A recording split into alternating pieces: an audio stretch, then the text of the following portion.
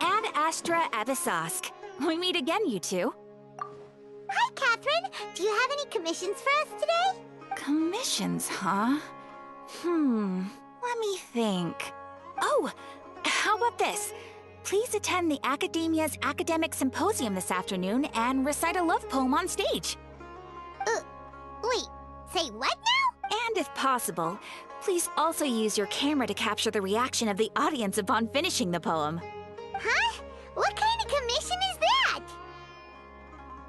I see. It appears that you're not interested in this commission. In that case, please go to Port Ormos and convince the Eremites there to spend some time volunteering at the local orphanage. Hey, that's not any better. I'm sure the mercenaries will have some interesting reactions as well. Paimon's gotta ask, just who exactly has been submitting these commissions to the Adventurers Guild? Oh, the commissioner? Well, actually, I just wanted to see the two of you in action. Was it so obvious? I was hoping you would actually take one of those commissions. That kind of chance to observe humans doesn't come by often. Ah, so it's Nahida. Paimon just knew Catherine wouldn't crack those kinds of jokes. When did you get into her head? From when she said, Ad Astra Abyssosque. So it's been you this whole time? Are you done resting up, Nahida? Yes. I've been sleeping ever since we parted ways, and I even had a really, really long dream. It was another dream about the Sumeru's festival, except it was a happy one. In my dream, I was sitting in the middle of a flower terrace, and everyone in Sumeru City was holding hands as they danced in circles around me. They danced round and round, and everyone looked really happy. I also got to sit on a gigantic flower carriage. Ferris, the Knight of Flowers, raised me really, really high above the ground, and I was throwing an endless amount of Yalda candies at the children. You know, Nahida, maybe your dream is how the Sumeru's festival really should be. It's meant to be a joyous time where everyone gets together to celebrate your birthday. Huh? Wasn't I describing a really happy dream? Why are you both looking at me like that? Wait, could this be an example of the emotion known as pity? No, we aren't pitying you. That would only make everything worse. We just don't want you to feel too sad. By the way, have you had a chance to visit Dunyarzad? How's she doing? The Homianis haven't allowed any visitors after the festival, so we haven't been able to check on her. Yes, I paid her a visit right after I woke up. She was resting at the time. Her condition is stabilized. However, since Elazar is a manifestation of the withering on the human body, we can only cure it by finding a way to take care of Irminsul's own withering. But for the moment, our top focus should still be figuring out what the sages are up to and what they're planning. Right. Who knows what'll happen if they manage to pull off another scheme like the Samsara of the Sumeru's festival. So our first priority should be investigating and putting a stop to the sages' activities. As for how we should pull that off, let's discuss it somewhere else. There are too many adventurers around here. Oh, good point. Sorry we're gonna be borrowing Catherine for a little while.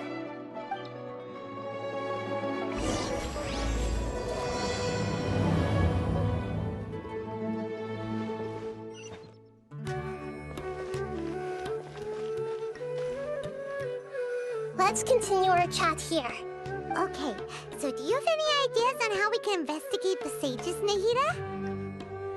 Actually, I've already done a little bit of work on that. But for now, I want to hear your thoughts.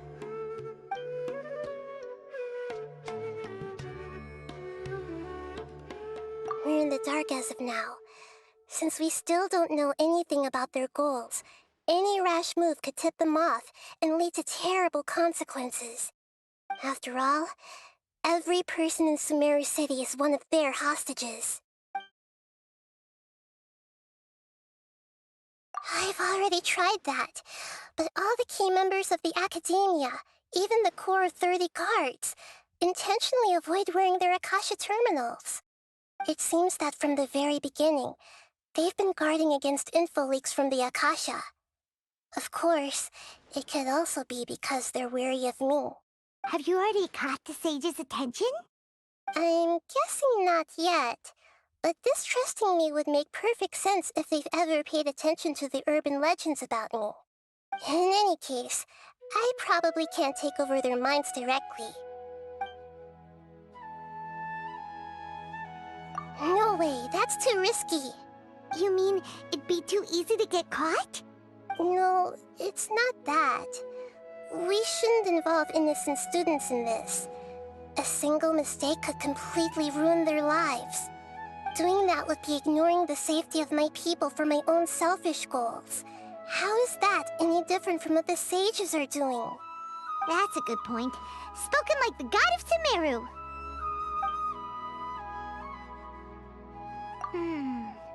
Are we really out of ideas? Nahida, you're super smart, so you already have something in mind, right?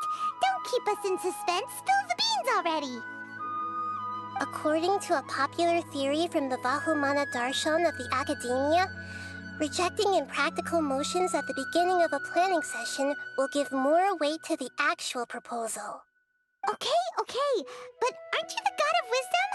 You don't have to use that kind of gimmick to make us take your ideas seriously. Well, I've been thinking that if I can't directly possess the leaders, and if I can't get ordinary people involved, then I should find someone who's already involved, but hasn't decided to side with the sages. You're saying we should recruit a spy? That does sound like it could work. Oh, before coming back, we met someone named Alhaitham. He seems like he acts alone, and he likes doing stuff behind the Academia's back. They probably aren't in cahoots. Actually, I already have someone in mind. Do you still remember that female scholar named Setaria? Setaria? Paimon remembers now. Isn't she the one who's always trailing behind the Grand Sage of the Academia? We ran into her basically every time the Sub-Zero's festival repeated itself. You could even say we're old enemies by now. Paimon still remembers the smug and mean way she always spoke to Nilou. I've always liked observing all kinds of people, and Setaria has always stood out from the crowd. She was born in the desert and was hailed as their greatest genius. Her academic gifts allowed her special admission into the Academia, and also gave her the opportunity to serve as the sage's assistant. Oh, Paimon didn't know she was from the desert. She must be pretty special then. Paimon feels like most of the desert dwellers around the city are working as mercenaries. The name Setaria means star. When she lived in the desert, she shone like the brightest star in the night sky. Later on, she was chosen by the sun. The star was given a place in the daytime sky to complement the sun's dazzling light. Soon after, the star witnessed the sun scorching the earth, which brought forth many disasters. The star began to waver. Instead of staying beside such a sun, wouldn't it be better to return and light up part of the night sky? But in the end, she couldn't give up the radiance of daytime. To cope with her shame, The star buried her guilt and closed her eyes. From the sound of it, Sataria's just hung up on the research opportunities here. But she doesn't really support the academia. She still feels guilty about not doing more for the desert, right? She's just running away from her problems. Indeed. When they are presented with complex moral issues, many people will simply plug their ears and go with the flow until the problem can't be fixed anymore.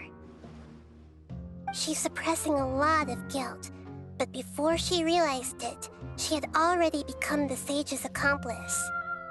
She can't deny her part in their schemes anymore. Right. We must somehow make her face her problems again. That way, not only can we get useful intel from her, but she can also use it as an opportunity to redeem herself. From my past observations, Sataria will take a day off from the academia every 10 days to do some shopping in the city. Tomorrow afternoon just happens to be a shopping day for her. That'll be our chance.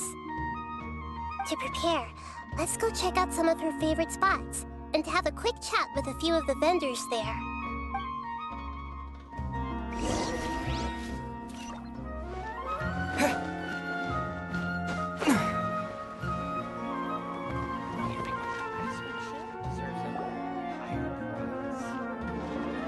This should be Sataria's favorite fortune-telling spot. So should we ask the fortune teller about Sataria? No, I already have enough information on Sataria. The most important thing now is for you to pay attention to the vendor's talking style and key characteristics. Talking style and key characteristics? My poor lost lambs, have you become troubled over your fates? The divine voice of wisdom often echoes between mine ears.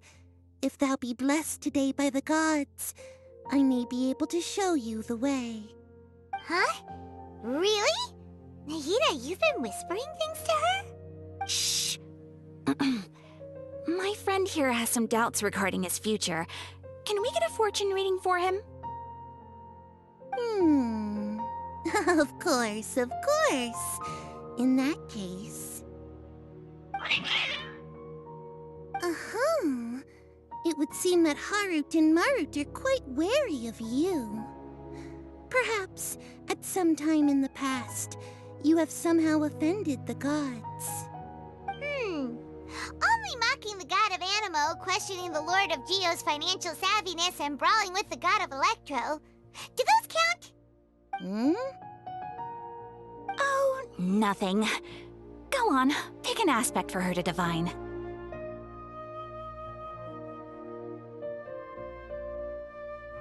Love prospects?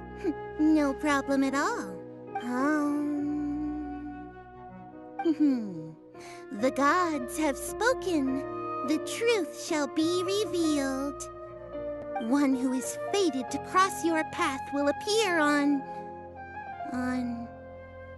Huh? So many people will fall for you. How could that be? Harut, Marut, did you two spoil my divination? I've never read a fortune so absurd.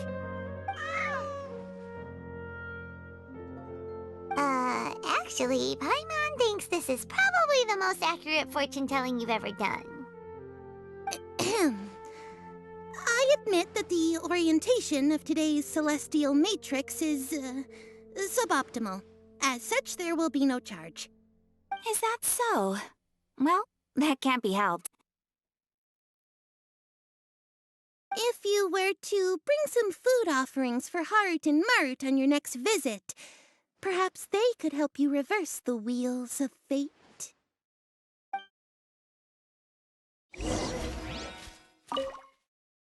I've never seen Harut and Marut be so wary of anyone.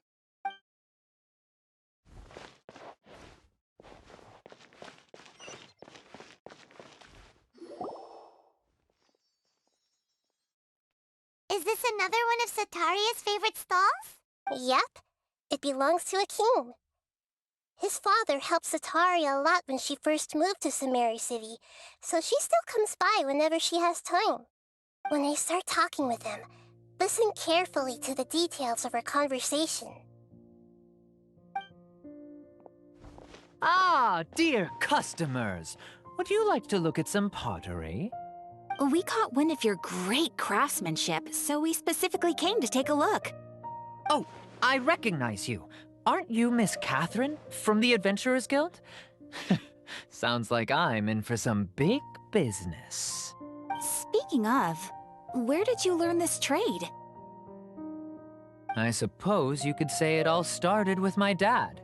He's a mason by trade, but I picked up an interest in clay while apprenticing for him.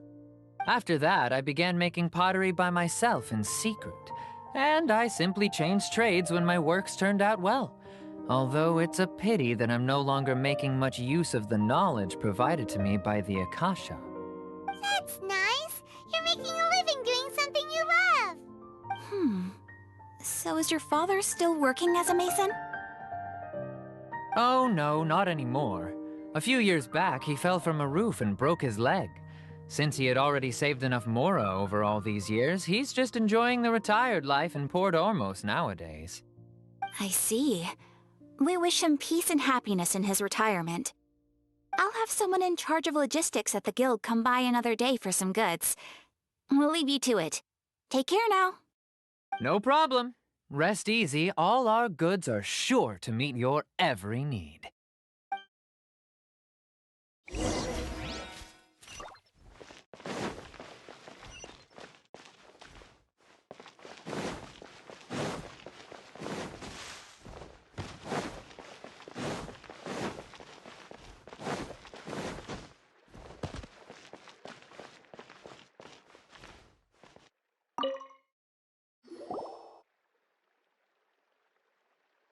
This should be our final stop. Sataria's always thinking of this restaurant when she's working at the academia, so she always comes by whenever she's out in the city. Nahida, you've really thought of everything! It's my duty to protect Sumeru's citizens, after all. Hi there. I feel like I've seen you down by the docks before. Huh? Sorry, I don't quite remember. If I recall, you were having a discussion with someone about shipbuilding at the time. Ah, that's right! I've always been really interested in feats of marine engineering. After all, I grew up in Liyue Harbor and spent my entire childhood staring at the ships going in and out of the port. I came to Sumeru to study, but failed to make it into the academia due to my lack of talent. But I'm still discussing all kinds of problems with different scholars, and I'm continuing to study and perform research from the restaurant's basement. I'm sure I'll get into the academia after their next round of exams. What an admirable spirit for learning. Amazing. Sure, but you'll find hardworking people wherever you go. So this restaurant has a basement as well? Huh. First I've heard of it. That's right. It's not usually open to patrons. Most of the time, employees use it for breaks or to hold private events. I see. Guess that makes sense. Well, good luck with your studies, Miss Chishan. Thank you so much. As long as I can make it into the academia as an official student, I'll be happy. I must have met her somewhere. Why can't I remember? I must have met her somewhere.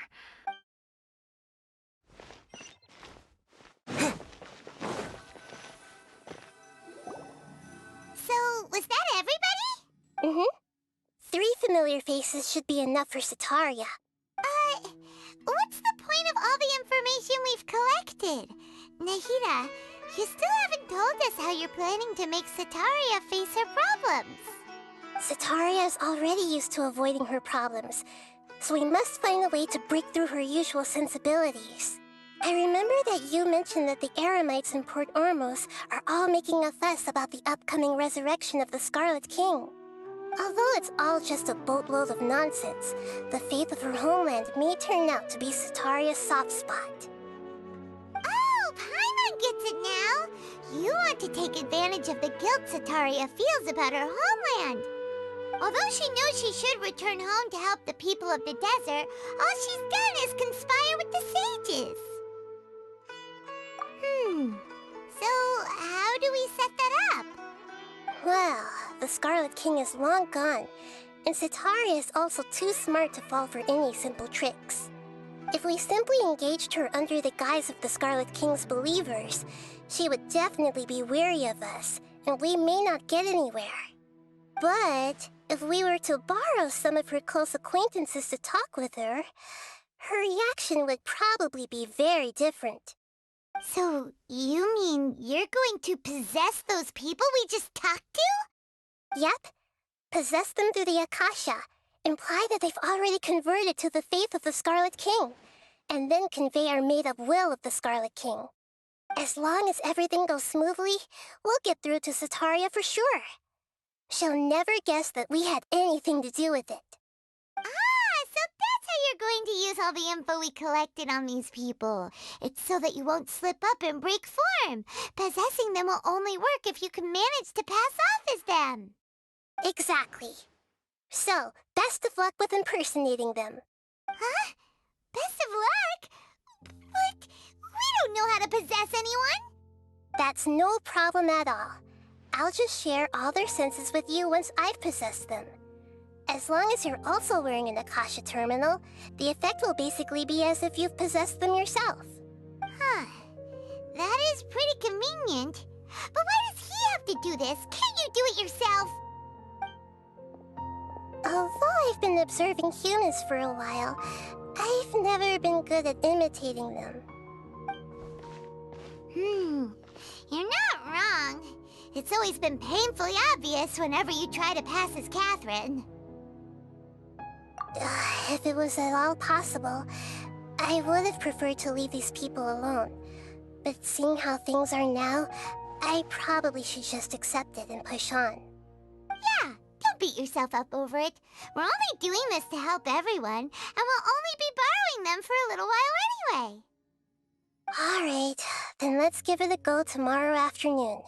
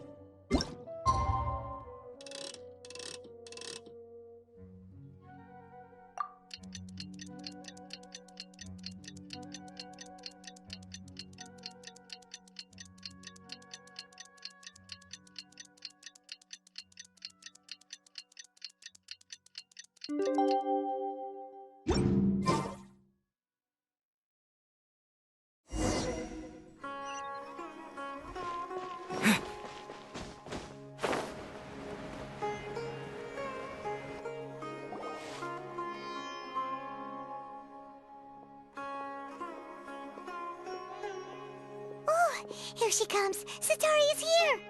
Let's quietly follow her. Once she starts talking to her acquaintances, we'll find a safe spot to begin possessing them.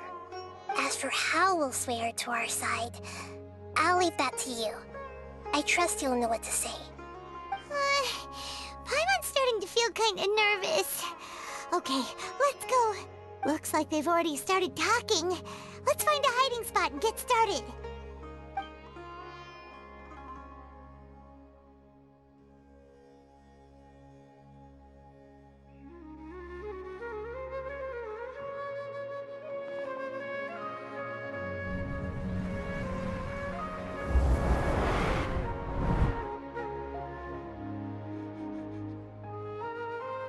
That's right. You really can't force anything when it comes to love. And besides, everyone around me has a very different background and outlook. Are you still listening to me, Nabia? Oh, of course I'm listening. You were talking about troubles with your love life, right? I heard everything you said. Okay then. You just seemed a little distracted for a moment there.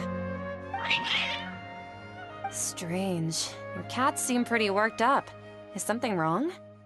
I always thought they were quiet, happy kitties. Oh, what are their names again? Are you sure? Those aren't ringing a bell for some reason. Well, actually they have many names. Which names I use depends on my mood. Huh, I see. I imagine that must be hard for the kitties, too. So, which fortune do you want me to read for you today? You must have come for another echo of the divine voice of wisdom. I'd like to get another reading on my love prospects, but to be perfectly honest with you, I feel like I've been a real mess recently. A mess? Well, could you do a reading on how long it'll take me to finish my current project at work? I really just want to get it over with. I hear you. No problem at all. The gods will reveal the truth.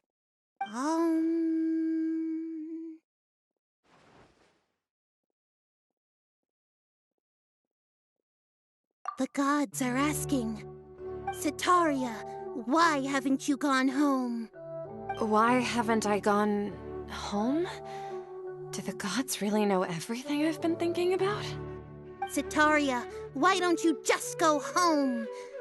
It's a demand now instead of a question. The gods seem to be truly upset. I'm sorry. I know I failed the gods.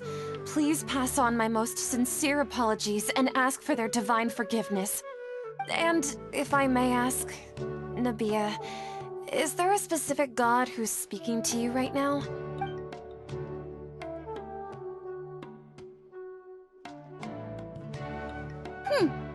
What an inconsiderate and naive question. The god who is speaking to me is, of course, the wisest and mightiest of all, the Scarlet King. The Scarlet King? No wonder he would make such a demand of me. Oh, wait a second. The Scarlet King passed away a long time ago. Even though news of the Scarlet King's resurrection has been spreading like wildfire, it's all just a misinformation campaign from the academia. How can the Scarlet King still exist in real life? What insolence! I am the Scarlet King's most loyal believer. Do you wish to refute his voice of wisdom? Oh, no. As a child of the desert, I am only reveling in his power upon learning that his divine glory has touched even this city. I will think very carefully about his demand of me. I'm sorry. I must go now. Wait!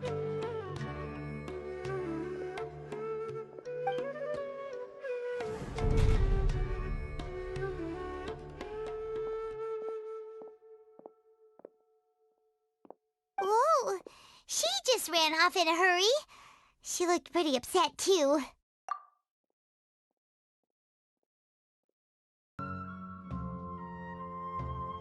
Well done. Sitaria didn't seem to suspect anything amiss. To have something she's been trying desperately to avoid show up out of nowhere and berate her, that must have shaken her to the core. Aw, Nahida, it seems like you understand human emotions really well after all.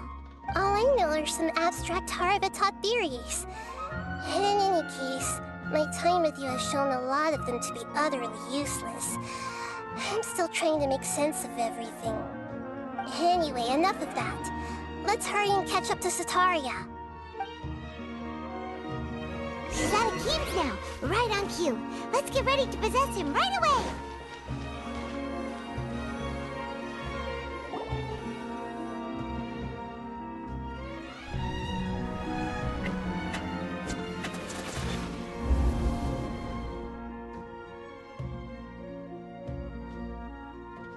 It's okay. I just got caught up in something. Oh, actually, didn't you ask me to help you look for work? What kind of work were you looking for again?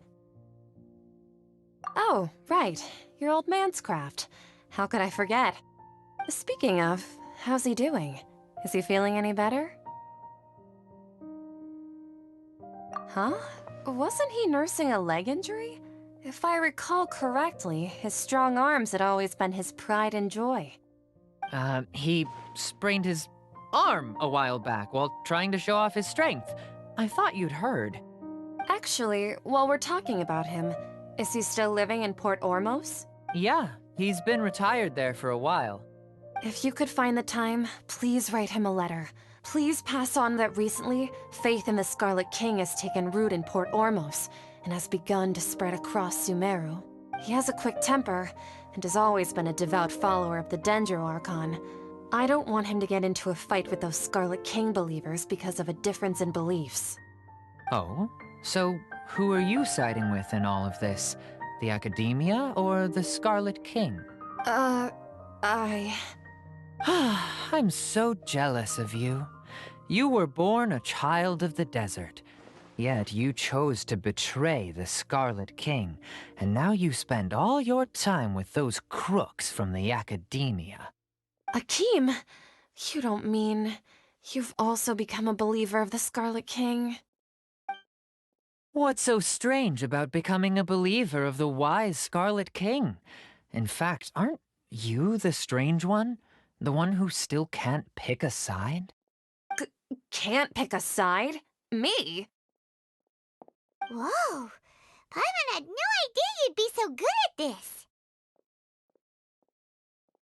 You really zeroed in on the issue and put it right in front of her.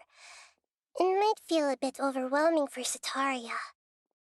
But once everything is over, I'll be sure to pay her a visit to her mind and explain everything. Anyway, let's keep going.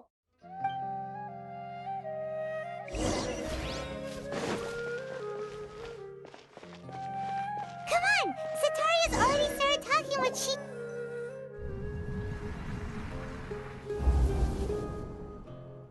So, Shishan, have you noticed anything weird in the city lately?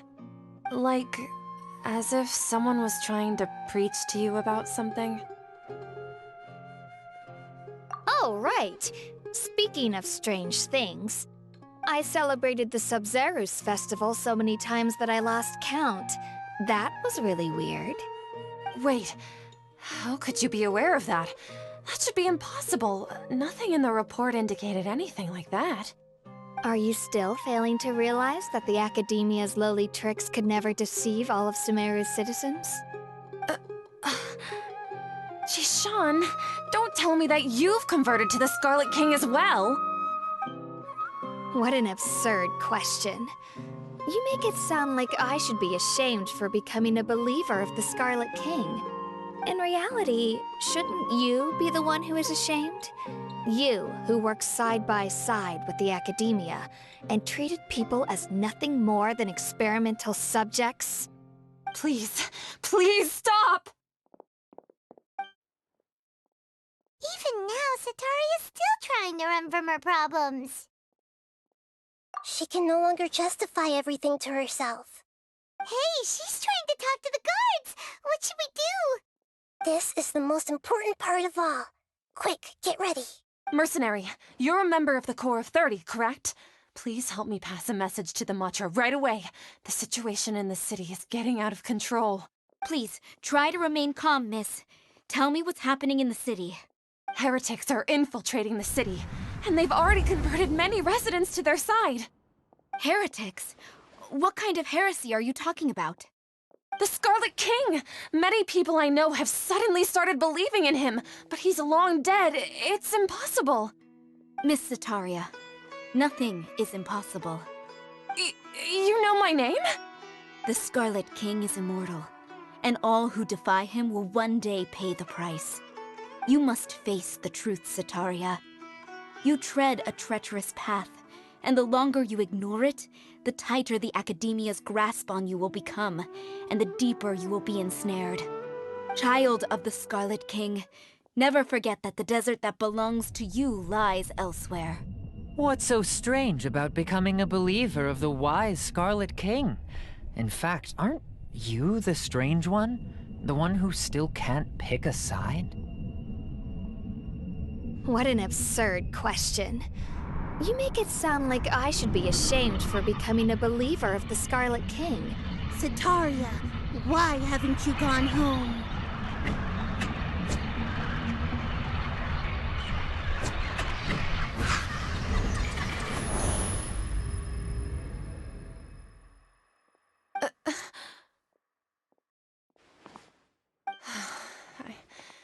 It seems that no matter where I run, I only keep finding more believers of the Scarlet King. I have to say, this is a familiar feeling. I've also been running from my guilt this whole time. Guilt over my part in the Sage's plans, and from ignoring the letters from the children of my homeland. But no matter how much I may try to ignore or get rid of it, my guilt always comes back. You won't necessarily lose your research opportunities by facing the truth. Besides, did you really want to conduct your research while carrying such heavy feelings of guilt? How do you know me so well? Are you truly just a believer of the Scarlet King? Or are you the god himself? That's not important. The important thing is to pass judgment on the academia and its sages, and to correct their mistakes. If you could provide some assistance in this matter, perhaps it could serve as a form of atonement. I've actually never believed in the gods, but I've always believed in serendipity. Your appearance must be a fated opportunity for me to get out of this wretched situation. Please tell me, what can I do for you? How much do you know about the sage's current activities? I was just one of the designers for the massed dream harvest scheme, which is what happened around the Sumeru's festival. But I know very little about the full scope of the overall project. I'd assume that only staff with the highest clearance would have access to those confidential documents. I've just been working to meet the Grand Sage's specified requirements. However, there's something that's been really bothering me. I heard that a scholar who was previously expelled has returned to the city, and even the sages are still quite wary of him. To fight against the academia, we will need to figure out the nature and the purpose of their work. Is there a way for us to get access to the confidential documents you mentioned? It should be possible if we're willing to take some risks. After all, I'm an assistant to the Grand Sage, and I've been working on many tasks outside of the project. One thing, though, I won't be able to transfer the documents to you through the Akasha once I get my hands on them. The sages have always closely monitored all activities within the Akasha. Let me see... let's use the most primitive method. Send someone to pick up the documents tomorrow evening at the Academia entrance. The academia entrance. Wouldn't that be too conspicuous? Don't worry about that. I assure you, this won't be a trap. I'm only suggesting this location because it'll draw more scrutiny for me to leave the Academia again.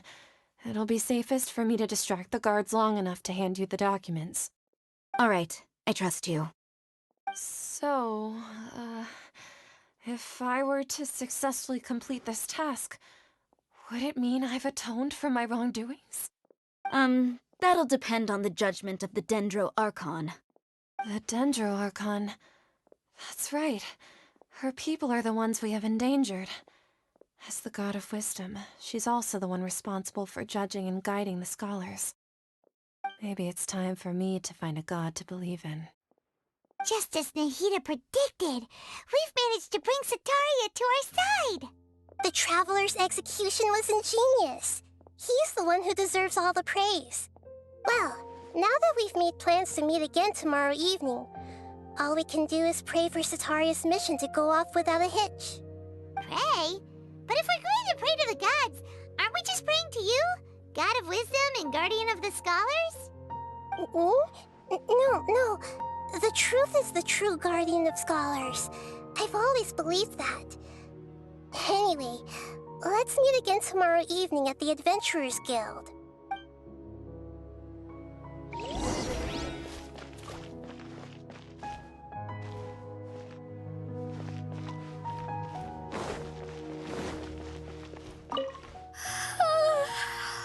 seem to have dozed off just now. Maybe I studied way too late last night? Oh, I'm sorry. Can I help you with anything?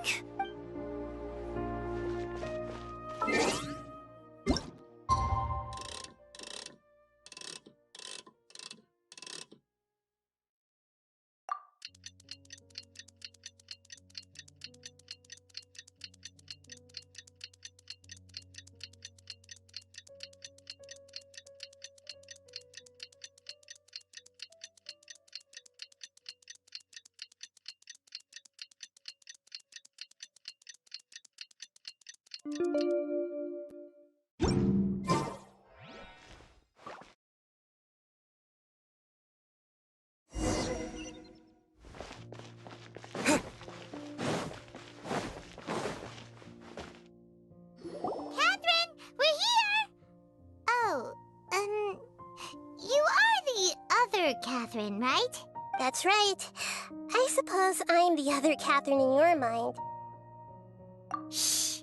We're on a secret mission tonight, so we need to protect Catherine's identity. Yep, Paimon's right. We cannot fully rule out the chance that the meetup tonight is just a trap. If something were to happen, my existence may be the only trump card we'll be able to play. After all, the Academia should still be unable to confirm the existence of my consciousness in the outside world. Yep, exactly. Just what Paimon was thinking. Anyway, enough about that. Let's just make sure to be on our guard. Off? What do you feel is off?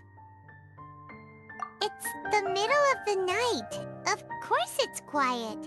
You're not getting paranoid, are you? No, I think he's right. It really is a lot quieter than usual. If you look around, there seems to be fewer people on the streets. I'm not sure if this is the case for the entire city, though. Huh. Maybe it's just a coincidence. Maybe Setaria figured out a way to not only distract the guards, but also to get everyone to go to sleep early, just so we can exchange the documents in peace. I also can't quite figure out why things feel a little off. But now that we're here, let's go ahead and meet her as we planned. Well, regardless, as long as you're here with us, Paimon feels a little safer.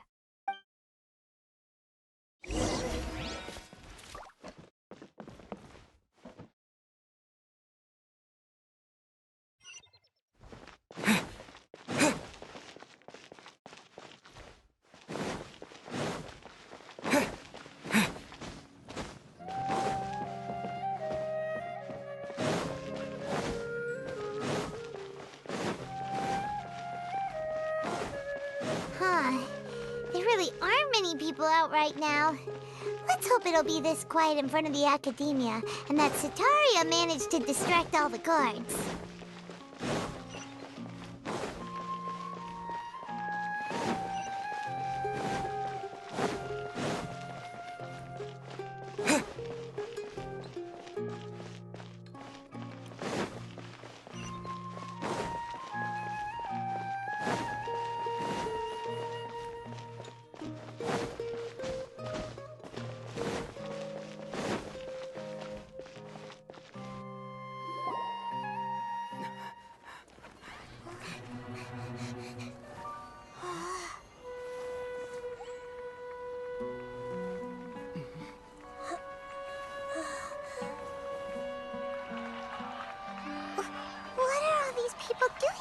This hour of the night.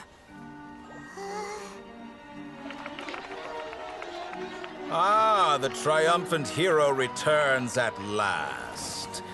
And to a rather spectacular welcome, even if I do say so myself. You're the outcast, expelled from the Academia. Indeed I am. Although these days they tend to call me the Doctor.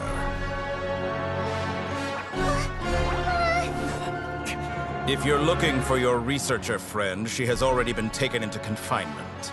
With some basic caution, she could have discovered the listening device on her person. Clearly, she lacks the degree of rigor expected of a true scholar.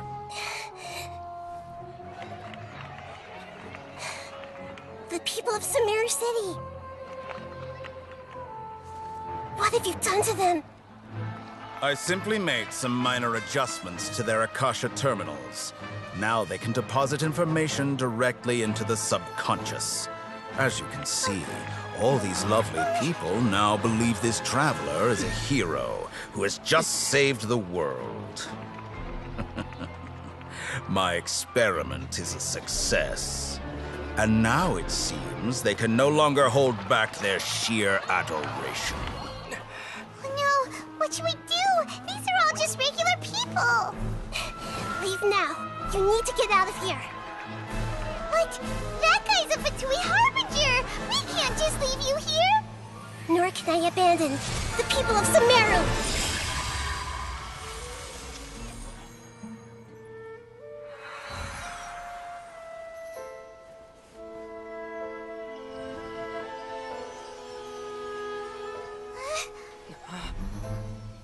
Don't worry. We'll meet again outside of the city.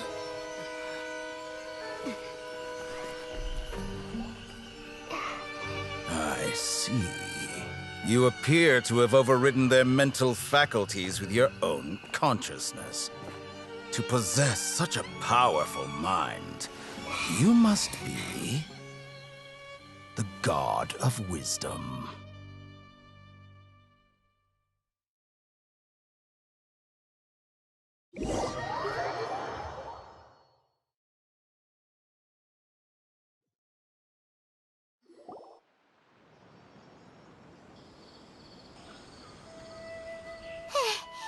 This should be far enough. Paimon needs to catch her breath first. Is Nahida going to be okay? We only made it out because of her.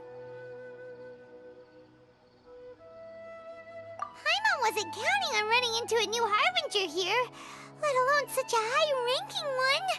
That guy was number 2. So scary. He called himself the Doctor. Remember, Tainari told us about him. Sataria did say that someone who once got expelled from the academia came back recently. And that even the sages are wary of him. Yep, sounds like she must have been talking about the Doctor. Yeah, now that the Doctor's in the picture, we're no longer just dealing with the academia. They're in cahoots with the Fatui. But what are the Fatui after this time? Another Gnosis? Yeah, things would be a lot easier with Nahida's help. Nahida said we'll meet again outside of the city. But we can't just keep waiting around, right? You mean... Oh, right! Wasn't he invited by the sages to work on some project when we were staying with him in the Vidia Forest? That has to be the same project. Even though he turned it down at the time, he might still know something. There's no time to lose. Let's go to Gandharvaville.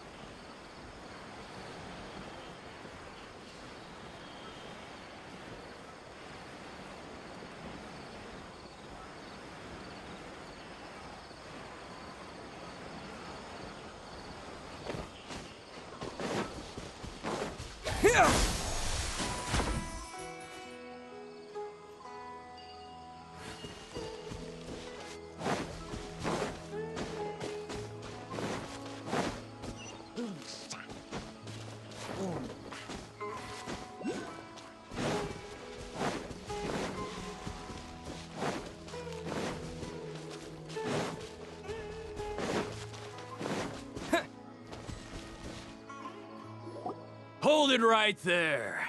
A blonde-haired traveler and a floating fairy. We've got you all right. Take a look around. You've fallen right into our trap. Are you mercenaries from the Corps of 30? Did you come here to arrest us? Corps of 30? We're nothing like those government lapdogs who don't even get scraps for their work. We are an elite brigade that commands the highest commission rate in all of Sumeru. We're here on the orders of a client known only as the Outcast. The Outcast? An outcast from the academia? But why wouldn't the doctor just send the Fatui after us?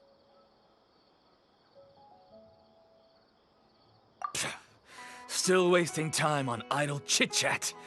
We'll shut you up soon enough. Get them! You're up, Traveler!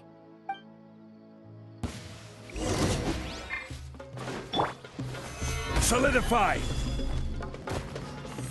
Illusion shattered! Brace yourselves! Germinate!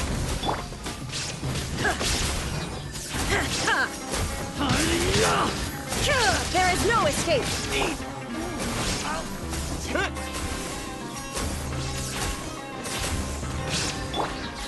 Gather!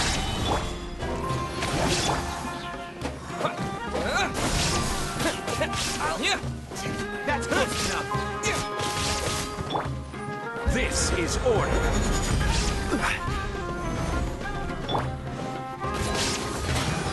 Illusion shattered! Propagate!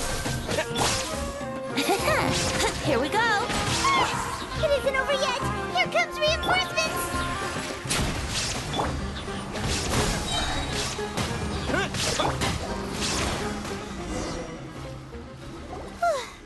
That was pretty rough.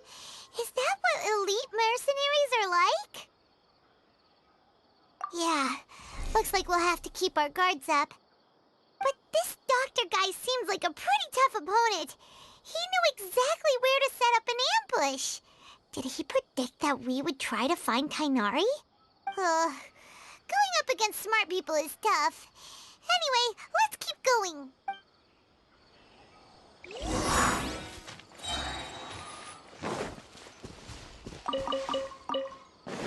Wouldn't gliding be faster?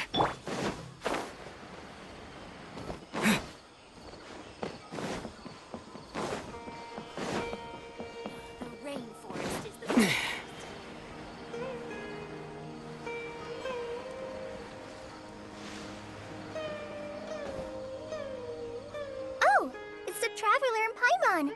What are you two doing back here? Kale, it's nice to see you again. Are you doing all right? To be honest, I'm not doing too well. My Elazar has been progressing at a faster rate lately. I'm finding it harder to complete more intricate tasks. As a result, Master Tighnari is taking me off the patrol schedule. He will only allow me to stay here and coordinate other people's tasks. Oh, Kale.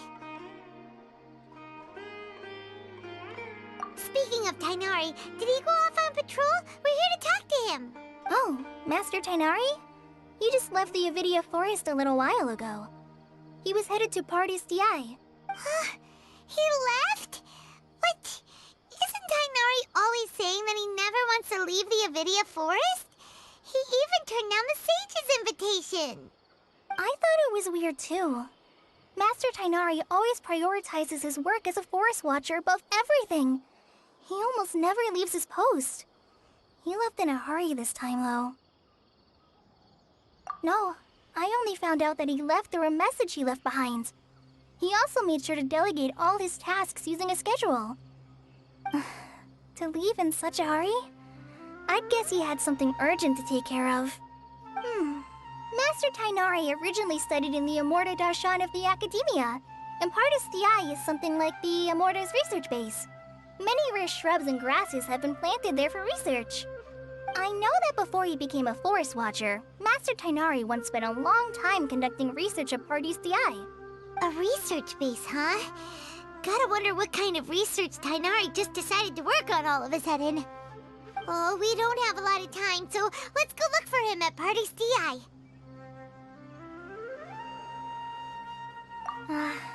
Don't worry, I'm fine. I'm used to living with Elazar by now. If you run into Master Tighnari, please send him my regards. Got it. Will do. See you later, Kale.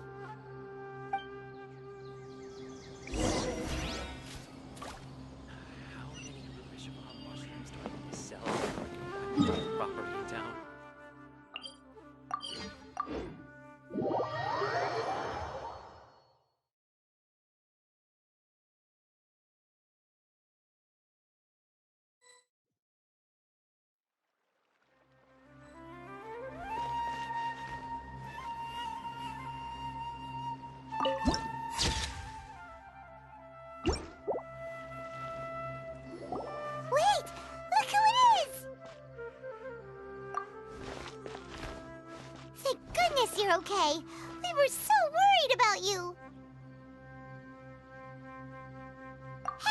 This was supposed to be a touching reunion, but you're ruining the moment! Actually, it's very smart of the Traveler to be wary of me right now. After all, the Doctor has shown that his technology can apparently even control human minds. Plus, it's not like you could have known what happened after we split up and I was facing the Doctor by myself. Even a pool of stagnant water after a torrential storm can occasionally pass as a patch of sky. Paimon feels like only the real Nahida could come up with such an obscure analogy. Huh? But I wasn't trying to win your trust or anything. All I wanted was to clarify my point. Well, we understand that point now. Please, Nahida, tell us more about what happened. Are those poor people all right? When you left, I was still in the middle of restoring everyone's minds. Thankfully, when the Doctor mentioned depositing information into the subconscious, he didn't mean engraving information into their minds. Instead, he did something closer to creating hallucinations. That was still within my power to fix. Luckily, I managed to finish my restorations and mind jump away from him just as he was about to capture me. Whew. What a relief. The Doctor sure pulled out some hidden cards, but good thing we had Nahida with us. I wouldn't be relieved just yet. I gave away my true identity when I restored everyone's minds, which means we've lost another one of our trump cards. Also, the Doctor is already an expert at modifying Akasha terminals. Maybe it's only a matter of time until he captures my consciousness inside the Akasha. Would that mean you'd no longer be able to jump between minds? Then how do we stop him? He's still at the Academia, so it's possible he already started messing with the Akasha. Ugh, it feels like he's toying with us. What a nasty piece of work. Plus, the Doctor's combat ability alone is apparently enough to make him worthy of being number 2 of the Fatui. We shouldn't give up hope just yet. Let's try to find another way to attack this problem. Actually, Nahida, how did you know we were trying to get to Party's DI? Have you been waiting for us? Yes, I have. I can see the Traveler's elemental energy, so I deduced your destination by looking at the direction you were moving in. You didn't come here for sightseeing, right? Did you find any leads?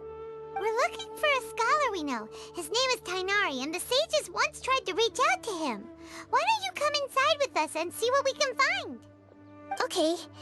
Let's just hope we won't get him into trouble.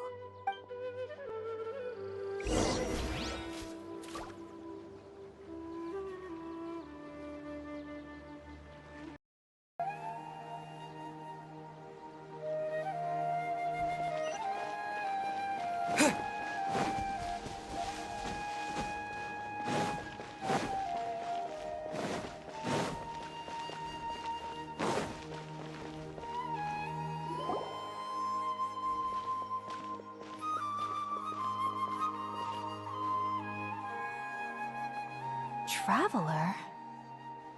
It is you! Ah! The voice! It's Hypatia! Ah, what a pleasant surprise! It's so nice to see the two of you again. Who's this? She's a scholar we met in the Avidia Forest.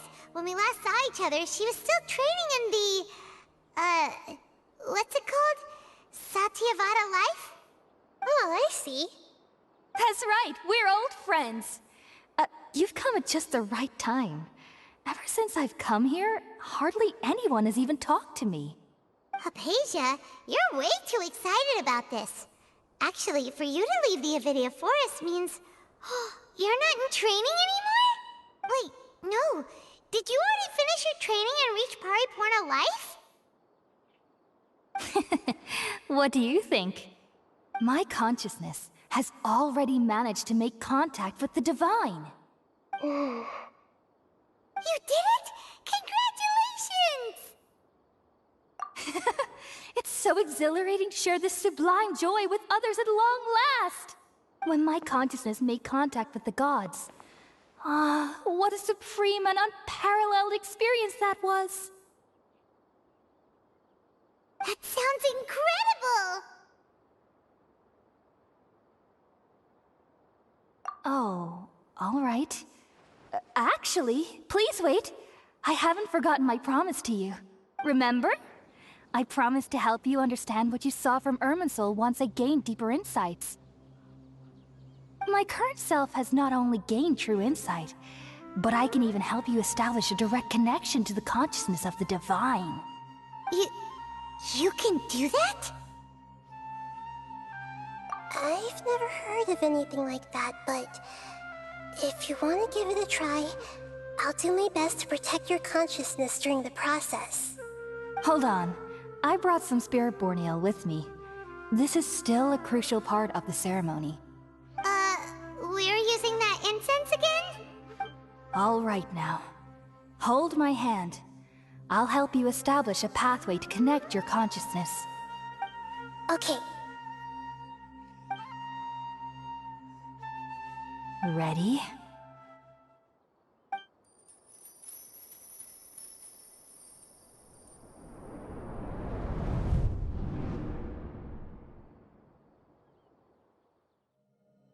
It took 3 betrayals for me to finally understand. The world is just an elaborate tapestry of lies. My fury will never be quelled. The first to betray me was a god. My creator. My mother. Valuing strength above all, she saw no worth in me and I was discarded. The second was a human. My family. My friend. Consumed by fear, he saw me as an abomination. The third was one exactly like me. A hope for the future. A fledgling barely out of the nest. Powerless before his mortality, he broke his promise to me. Humans, they can't be trusted. And the gods fill me with pure loathing. So I said good riddance. I denounced the world and laughed in its face. My chest will never again be defiled by worldly filth. I will scrub away every last trace of human emotion. Then it will be empty, a blank slate, and ready to receive a supreme gnosis, brimming with pure divinity.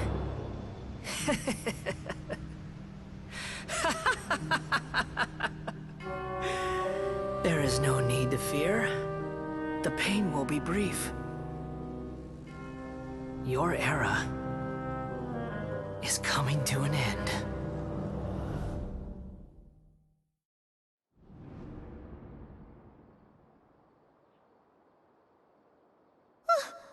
What was that? Did we actually just see the Balladier's memories? Everything matches what we know about him. But how is he connected to the divine consciousness that Hypatia was talking about? You saw it, right? You felt it, right? Such a majestic god! Such a noble will! Such sublime emotion! Alas, shame. If only that which beats within my chest wasn't a filthy mortal heart. Oh, great and merciful God, please grant me forgiveness and salvation. Do you understand now? I'm afraid this is no Puripurna life, but rather... Ah! You! Why are you so mean to me? Why is everyone hiding from me? I found divine wisdom. Shouldn't I receive praise and honor? Haven't I uncovered that light in the darkness? Hypatia? That's how I always thought everything should be. Wait, have I already lost my mind?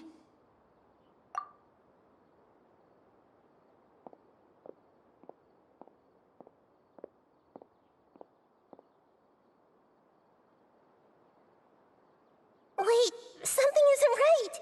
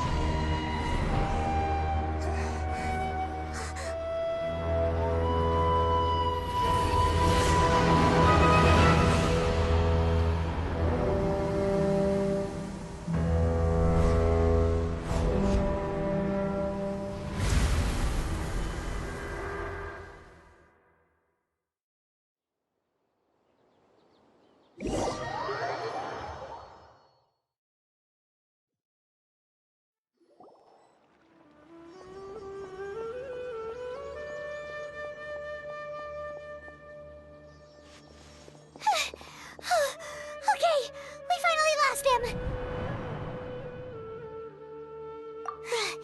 Are you okay, Nahida? Wait, no. Something feels different. You're back! Oh, the Traveler's back? Nahida was controlling your body for a while. It seemed like she jumped over to you as an emergency measure right before the Catherine puppet was destroyed. After that, Tainari heard the commotion and came over. He helped us defeat the mercenaries and then he ran with us all the way here. What? You swapped places? You mean your consciousness also went into Nahida's body? Wait, then where is Nahida's consciousness? Where is she now? I never imagined that an individual's consciousness could be transferred around like this. Had I not seen it with my own eyes, I would have never believed it. I don't think this can be achieved with current human technology. Also, while we were running, the consciousness in your body told me to pass on a message. She said, "The doctor has found a way to trap my consciousness, so I can't journey with you anymore. But even in a moonless night, a shower of starlight can still drown out illusions and lies." Oh no! Nahida's trapped in the sanctuary of Sumeru for good this time. Was that message all she left for us? It's pretty vague. Oh, that makes sense. Since the doctor captured her, she won't be able to say anything without him knowing. She's being extra careful. Even in a moonless night, a shower of starlight can still drown out illusions and lies. Huh. Paimon knows the moon illusions and lies are from the alchemical divination at the Sub-Zeru's festival.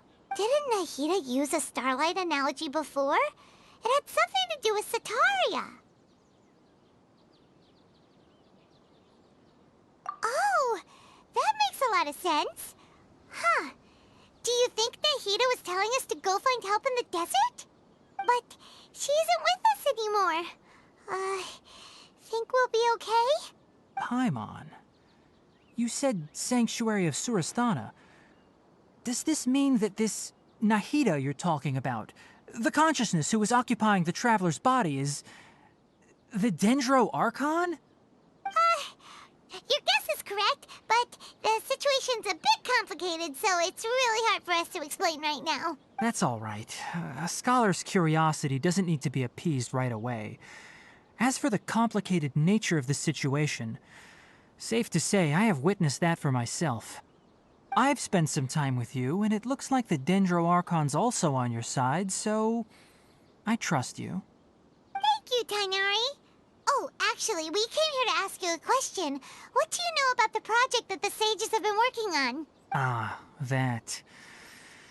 While I was indeed invited to join that project, the sages were always secretive about its scope and goals. so I eventually declined. All I know is that that project has something to do with the restoration of Irminsul. Huh? Did you see something when you were in Nahida's body? What? Do you have any evidence?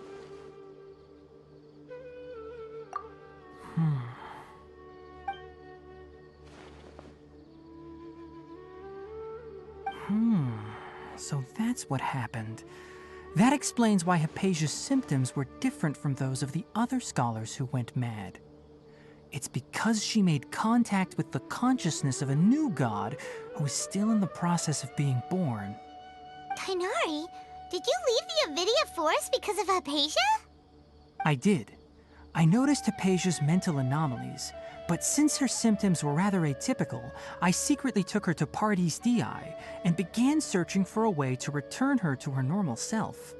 If I didn't take action, Hypatia would have already been taken by the Matra to the desert, doomed to a life of exile at Aru village. Now that you mention it, I knew the Academia has never thought particularly highly of Lesser Lord Kusanali, but I still didn't expect them to do something as arrogant as creating a new god. Looks like I made the right decision by not accepting their invitation. The Doctor and the Balladeer. We have 2 Fatui Harbingers in Sumeru. Sounds like we're in for a bad time. From your description, I don't think they've completed their project. There may still be room for us to intervene. But then, what is the connection between creating a new god and restoring Irminsul? Yeah, it feels like we're still nowhere close to figuring out the Sage's goals. Right, we've pretty much gone over everything we need to know, so we should head out. How about you, Tighnari? What are you going to do? I'll stay here for now. I still want to try a few more things to help Hypatia. If you're planning to go into the desert, start by heading for Caravan Rabat. That'll be your fastest route. Come find me here if there's anything else I can do to help. May the spirit of wisdom go with you. Thanks, Tighnari. Hopefully Hypatia will feel better soon. We're off then.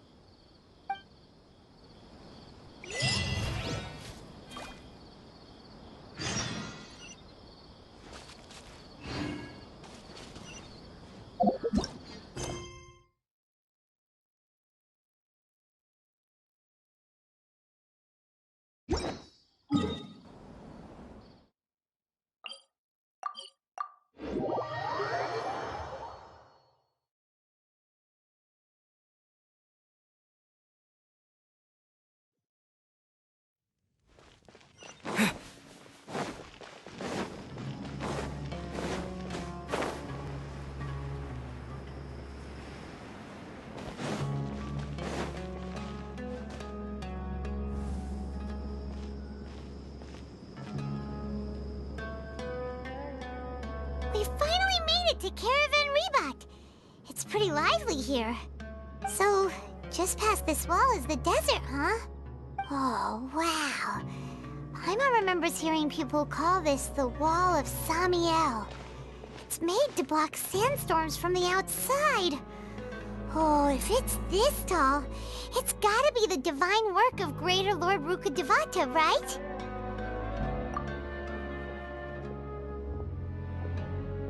Enough gawking. Come on, follow me. Huh? Over here.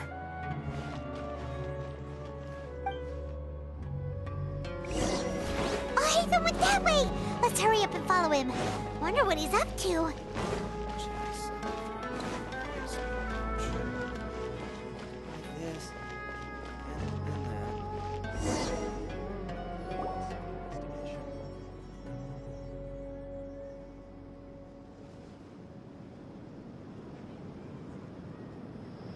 What the... Where did he go? How did we lose him? They were just here a second ago. More Eremite mercenaries? Who are they working for this time? Anyway, Traveler, it seems like we were being followed again. You were too careless. You should have noticed those hopeless amateurs trailing you a long time ago.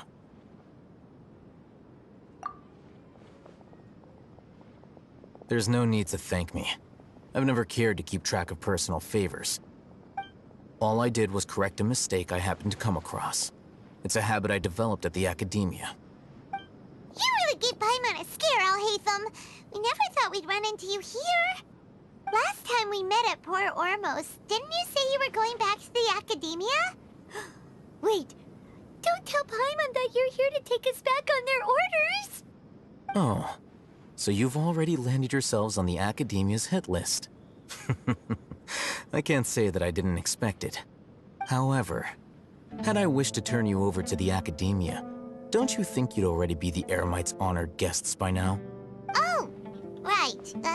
You do have a point. I have no interest in running errands for that project. As a scholar, I've always belonged to the camp that promotes researcher autonomy. And these days, you're more fascinating than anything the sages can offer. Not quite. To tell you the truth, I'm still investigating the Divine Knowledge Capsule. Unfortunately, I've run into some difficulties. Everyone says the capsule originated in the desert and was eventually moved to Port Ormos. If I am to get to the bottom of this, I must understand how the capsule first came to be.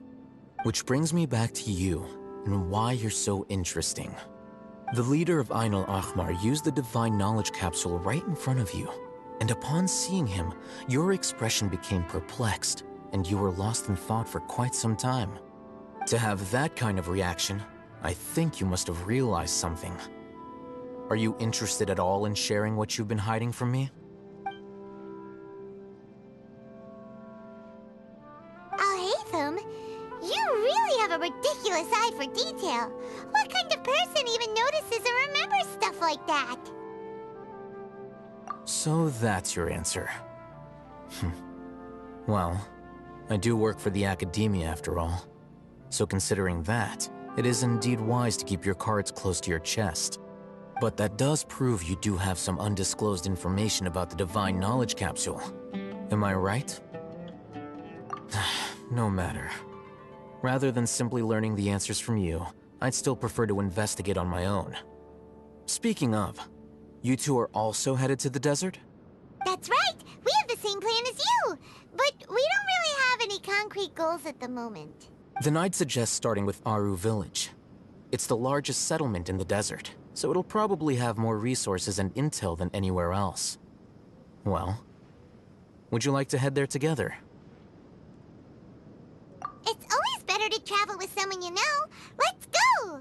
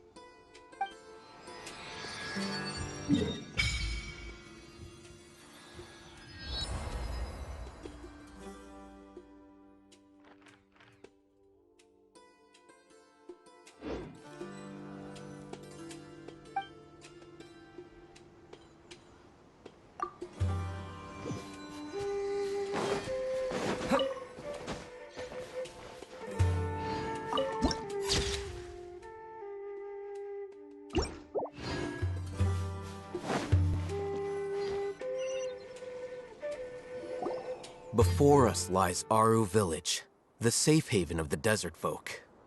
Whoa, this landscape is really something else. What a cool place! Let's go check it out!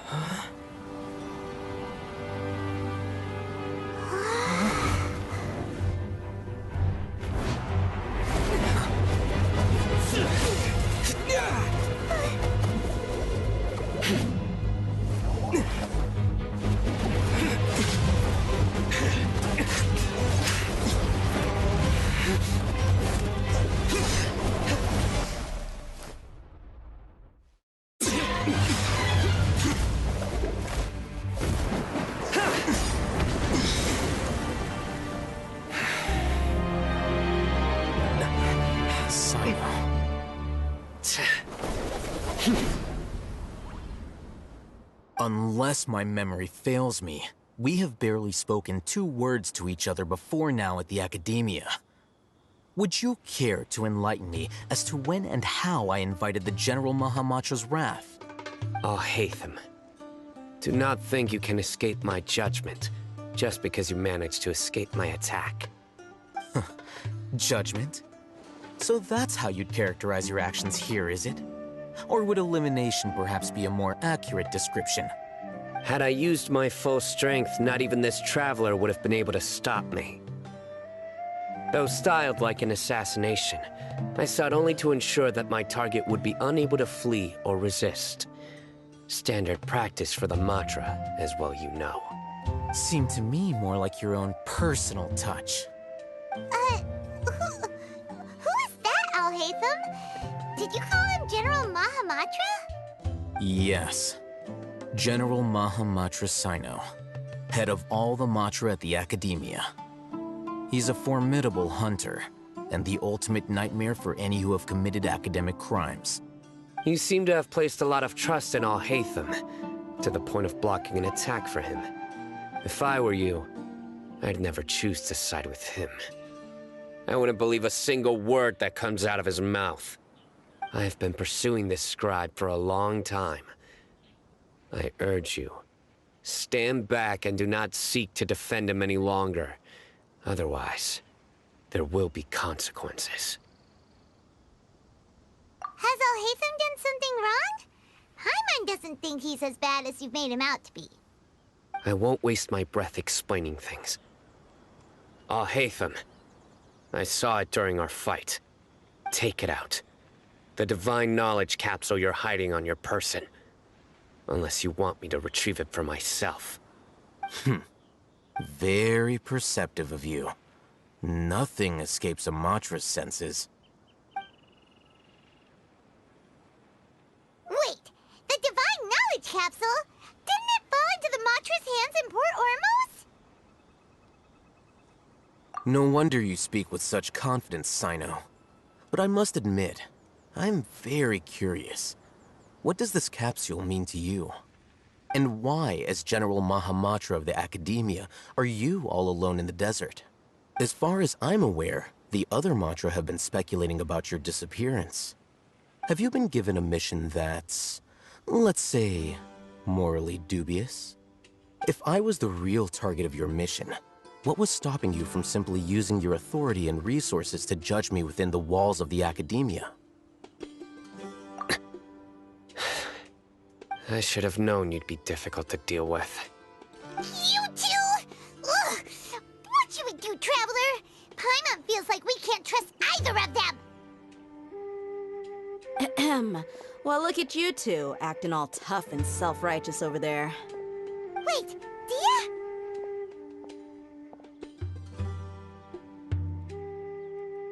Great! Finally, someone that we can trust! You gotta help us out here, otherwise these two are gonna start fighting again! Yeah, sure looks that way. Two giants from the Academia duking it out once and for all. Listen, I know you academic types love to fill up your big brains with self-righteous morality and lord your empty rules and virtues over each other. But how dare you bring your petty disputes into the safe haven of Aru Village? It seems like someone's gonna have to beat some sense into your thick skulls until you finally learn to respect these grounds.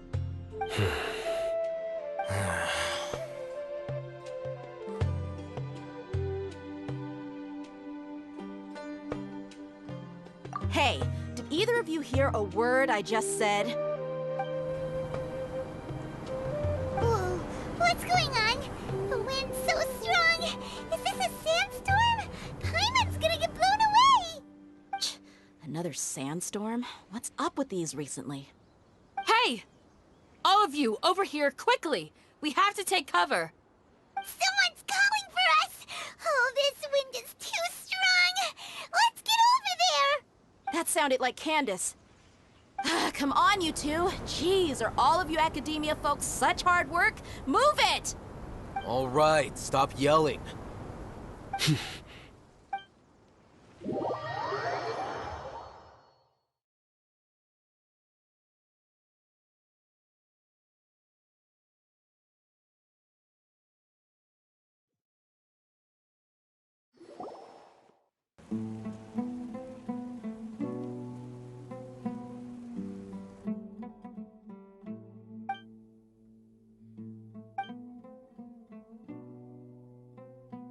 Well, this is pretty awkward.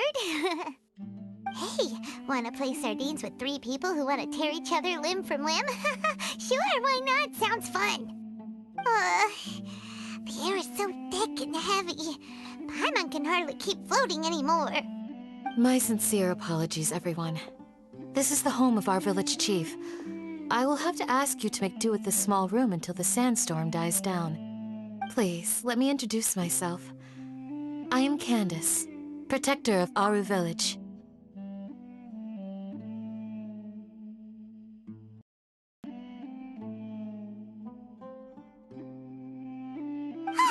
Our savior has come at last! Nice to meet you, Candace. The name's Paimon. Thank you so much for helping us. There's no need to thank me. It's only right to help each other when the weather gets rough. Wow, she's so gentle and caring, like a nice older sister. Unlike those guys over there. All right. Now that we're all better acquainted, we should return to the topic at hand. As a guardian charged with the responsibility to protect my fellow villagers from harm, I was observing your conflict from afar, even before the sandstorm started. And now that you have set foot within our village itself, it is all the more my responsibility to make absolutely sure that you pose no threat whatsoever to us. So please, have an honest and sincere conversation with one another, and put your hostile feelings to rest. If anyone dares to start anything again while they are under this roof, I will not hesitate to send them out for some quality time with the creatures of the sandstorm. Oh, on second thought, Paimon may have misjudged Candace's character. And that goes for you too, Miss Dia. Do I make myself clear? All right, we got it, Candace. That's what I like to hear. So, which of you will begin? I was supposed to be a mediator, but I might have gotten a little too involved just now. Anyway, one of those two should probably start talking. Wait, that was you trying to be a mediator? I have nothing to hide, so there's no shame in explaining myself. While Al-Haytham wasn't wrong about the other Matra not knowing my whereabouts, it's not because I've been assigned a morally dubious mission. Rather, I've chosen to exile myself. Huh? Exile yourself? A little while ago, I discovered that there was data missing in the Academia's project planning and development files. What little they did report clearly did not match the project's actual progress. As General Mahamatra, I had the responsibility and authority to request an audit. However, to my surprise, the person responsible for the erroneous data was none other than Grand Sage Azar himself. I tried to investigate the issue myself before submitting a formal audit request, but I soon found that all leads and potential pieces of incriminating evidence were carefully concealed from me. I began to realize that they were cautious of me from the very beginning. Unsurprisingly, the Grand Sage rejected my audit request as soon as the submission reached his desk. He even said to me, "The power of the General Mahamatra is granted by the sages. You have no right to judge us." So they really are up to no good. I realized then that to the Grand Sage, the Matra are nothing more than tools for the sages to assert and maintain their control over knowledge. The vows that we took, the principles that we strive to uphold, they are meaningless to the academia of today. I believed it would be wise to flee the academia before the sages had a chance to take action against me. This way, they can no longer see nor predict my actions. I will never give up on this investigation. There's no need for someone else to give me power or authority. Once I find the truth, I will administer judgment by my own name. Sino seems to have the same goal as us. We're all investigating the sages. Plus, now that he's no longer the General Mahamatra, he somehow feels a lot less scary. Well, Sino, if that's your story, then why did you see Alhaitham as a target? When I was investigating the matter in the academia, I overheard a conversation between Alhaitham and a sage. The sages asked you to investigate a blonde-haired traveler. Do you dispute this, Alhaitham? What? Like many parts of the project, this assignment was undocumented. Now throw in your suspicious behavior with the Divine Knowledge Capsule, and I think we deserve an explanation. Yes. I was indeed tasked with investigating the Traveler. Alhaitham! After all, the promised reward was so great that hardly any scholar could have refused. The sage told me, once you've completed this assignment, I can give you a glimpse of divine knowledge. A most enticing offer. Unfortunately, those academics don't know me at all. Their words contained one key piece of information, namely that divine knowledge indeed exists. That gave me all I needed to know. From my perspective, the sages are far from trustworthy. Think about it. Isn't it a little strange they're so willing to share divine knowledge with anyone, even as a reward? So, I began my own investigation following the lead of the Divine Knowledge Capsule. In the end, I realized my wisdom in committing to this rather than collaborating with the sages. Had I been less guarded, I probably would have ended up like that Ain al-Ahmar mercenary, incapable of remaining sane for long enough to hold a conversation. You mean that the sages originally planned to dispose of you, using one of those capsules that drive people insane? I'd already given up on the assignment by then. I only told the academia I was waiting in Port Ormos for you to appear so they wouldn't suspect anything. So it came as quite a surprise when I encountered my erstwhile target while investigating the Divine Knowledge Capsule. Criminals do love to talk about coincidences. Even though I ran into the Traveler by chance, I had no intention of providing assistance to the academia. Also, you should remember, you were the ones who decided to follow me and strike up a conversation after I left that tavern.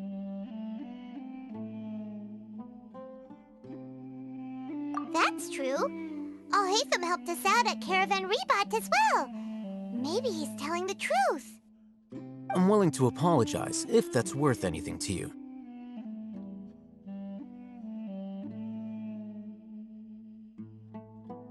I took the Divine Knowledge Capsule behind your back because I judged its existence to be a significant risk. I felt that it would be best for no one to interact with it before it had been properly studied.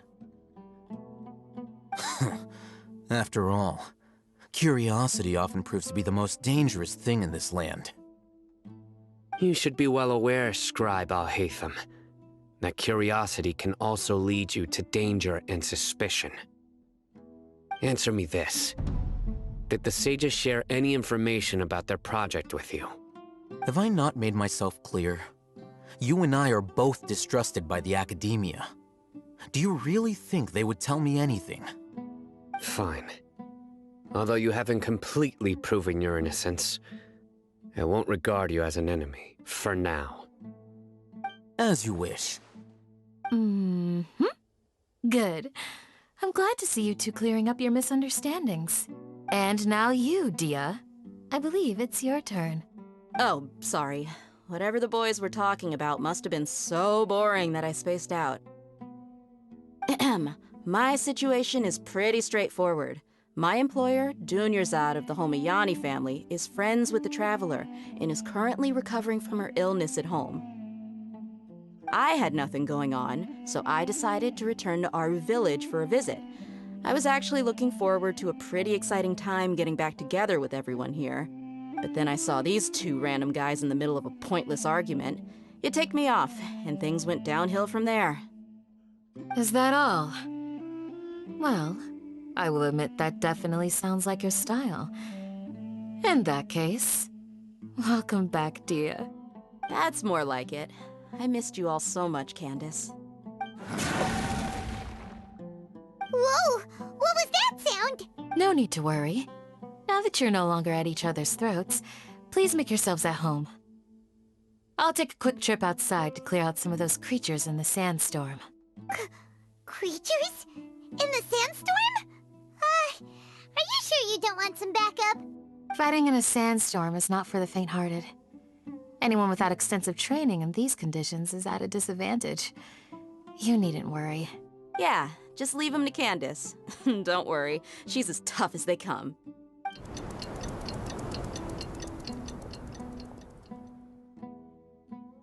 The wind's died down. That means the sandstorm's over, right? Candace still isn't back yet, though. Is she alright? Maybe we should go out and check on her. When you put it that way, even I'm starting to feel a little worried. All right, let's go. We've been here long enough, and the boys are as chatty as the floor.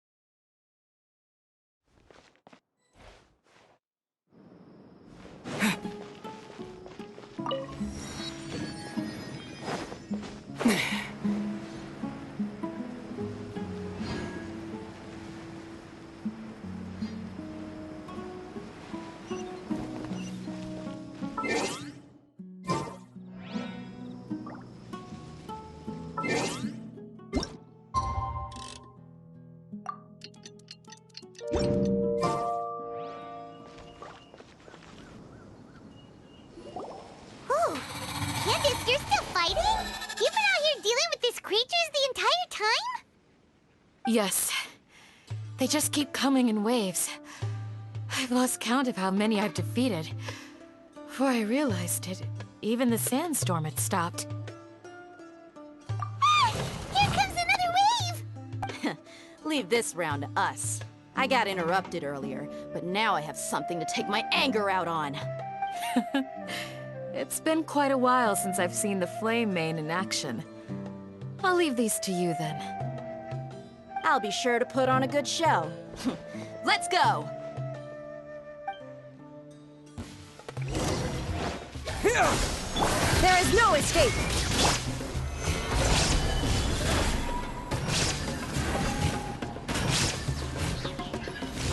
order guide you. Scatter! Think you can get away?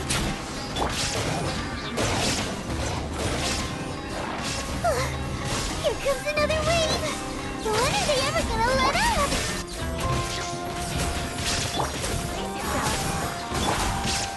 Stabilize! Propagate! There is no escape! The creatures stopped appearing. Was that the last of them? What we fought just now was probably the aftermath of the sandstorm.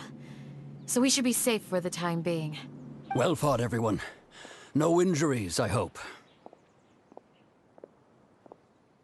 Huh? Who are you? Ah, my apologies. I haven't had a chance to greet you yet. I had my hands full taking care of the village's elderly and children.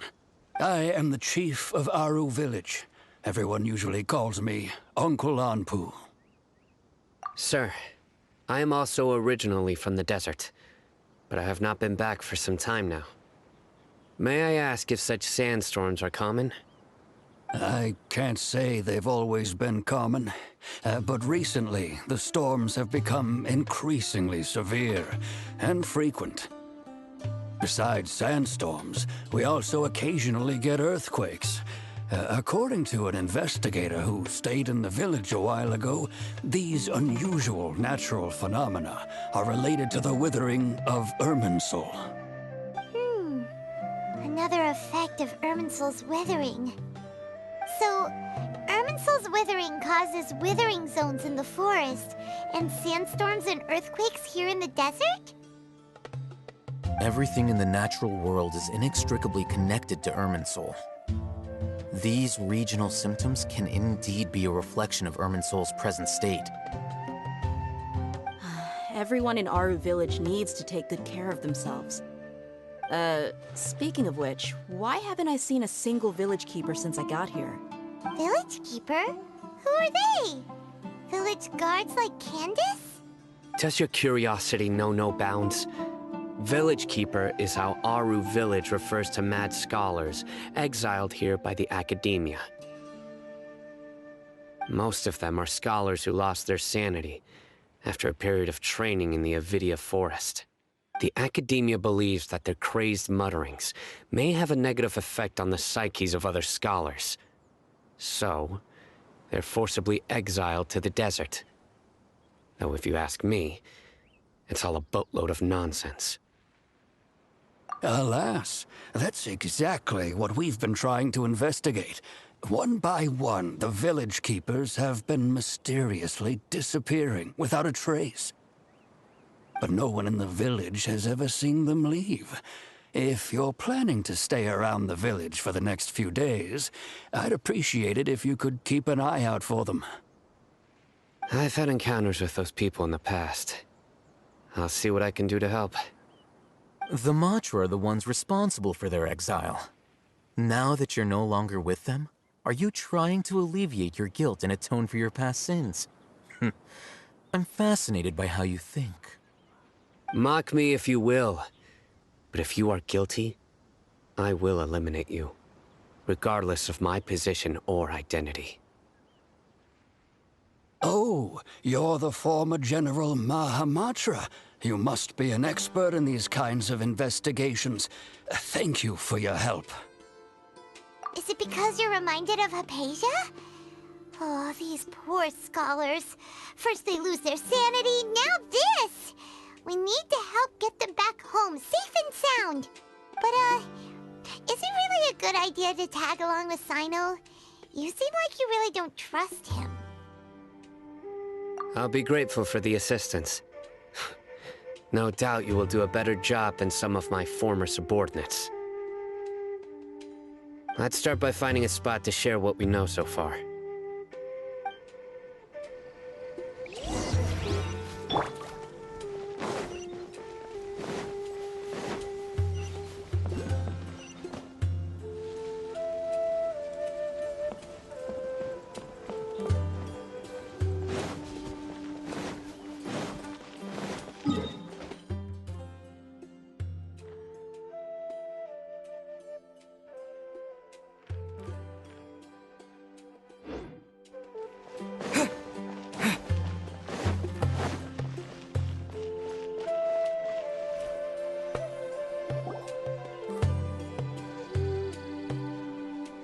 Although I've sent myself into exile, I'm still doing essentially the same things as before.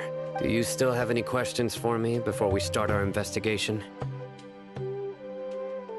One of my former subordinates told me that this title has its origins in a strange incident. The Academia has long exiled mad scholars to Aru Village. A mysterious phenomenon exists here. When mad scholars first arrive, they are as incoherent and deranged as before. But after spending some time here, they invariably begin to calm down. Initially, the people of Aru Village greatly resented having to take in the mad scholars. But a strange incident one night changed that. Aru Village was struck by the strongest earthquake in living memory. Seeing buildings on the verge of collapse all around him, the then chief of the village was preparing to take everyone to safety. Suddenly, he noticed a mad scholar crouching in a corner, caressing the ground with his hands. A soft, green light radiated from him, like a divine glow against the backdrop of night. Despite the powerful tremors that ripped through the ground that night, all the houses remained upright, almost as if they had grown roots reaching deep into the ground. In the end, not a single building collapsed, and no one was hurt. After that, the people of Aru Village treated the mad scholars with greater kindness, and began to refer to them as the village keepers. A soft green light? A mad scholar protecting Aru Village? What do you make of it, Traveler? Paimon thinks so too. Actually, Sino, do you know if any of the mad scholars continued to wear their Akasha terminals at Aru Village? In theory, they would continue wearing them so the Academia could still monitor their activities. With that said, the main Akasha system would no longer have any interaction with them. Oh, no wonder! Everything makes sense then! Add in the fact that they calmed down, it was probably Nahida who calmed them. If you are able to draw a conclusion from this one story alone, then it appears you possess much more information than I do. So, what do you make of the story? Really? Lesser Lord Kusanali. What? You don't believe us? Lesser Lord Kusanali was definitely using the Akasha to give her power to the mad scholars! No, it's not so much that I don't believe you. I'm just struck by your reasoning. Lesser Lord Kusanali, the current Dendro Archon, is she really active in Sumeru? The Academia has always placed far greater importance on the late Greater Lord Rukkhadevata. They've more or less ignored Lesser Lord Kusanali, and I've never had any reason to doubt their views. In addition, I've never heard any stories about Lesser Lord Kusanali and her deeds. To me, she might as well have been a god that never existed. No way! Nahida definitely exists! She's a... How should Paimon put it? She's a good Archon who's kind and wise. Even if she says weird stuff sometimes. I've spent many years interrogating criminals, so I can easily tell when someone is lying. Good! Then you should know that we're telling the truth. That look in your eyes. I've never seen that from a liar. You two really must have met Lesser Lord Kusanali. How can this be? To think, our Archon has been amongst us this entire time. Alright, now it's our turn to put our skills to good use for this investigation. But easier said than done, especially since we don't have any leads. Maybe we can start by knocking on some doors. Excuse me, are you here to help me find my grandpa? Huh? Who are you? By the sounds of it, a resident of this village. My name is Isak. You'll help me find my grandpa, right? Is your grandpa a mad scholar? Hey, don't say that. Grandpa is just Grandpa. Why do you have to call him that? It's not like he's a bad person or anything. The person you're referring to is not a local. Yet you are. Why do you call him Grandpa? Grandpa is just Grandpa. He's my family. I heard everything you said to the village chief. Please, you gotta take me with you. I want to find my grandpa. I swear I'll help. I won't be a nuisance. Ah, so you're the one who was eavesdropping on us around the village chief's house. I was planning to go out and take care of whoever it was. But I had a vague feeling that they didn't harbor any ill intent. Whoa. Hatham wasn't kidding about Matra having sharp senses. Sino, he's just a kid. All he wants is to find his grandpa. Let's find a way to help him. Sorry. I was only listening in because I wanted to know where Grandpa went. Honest. If you don't believe me, you can ask Miss Candace. All right. But first, let's confirm the facts with Candace.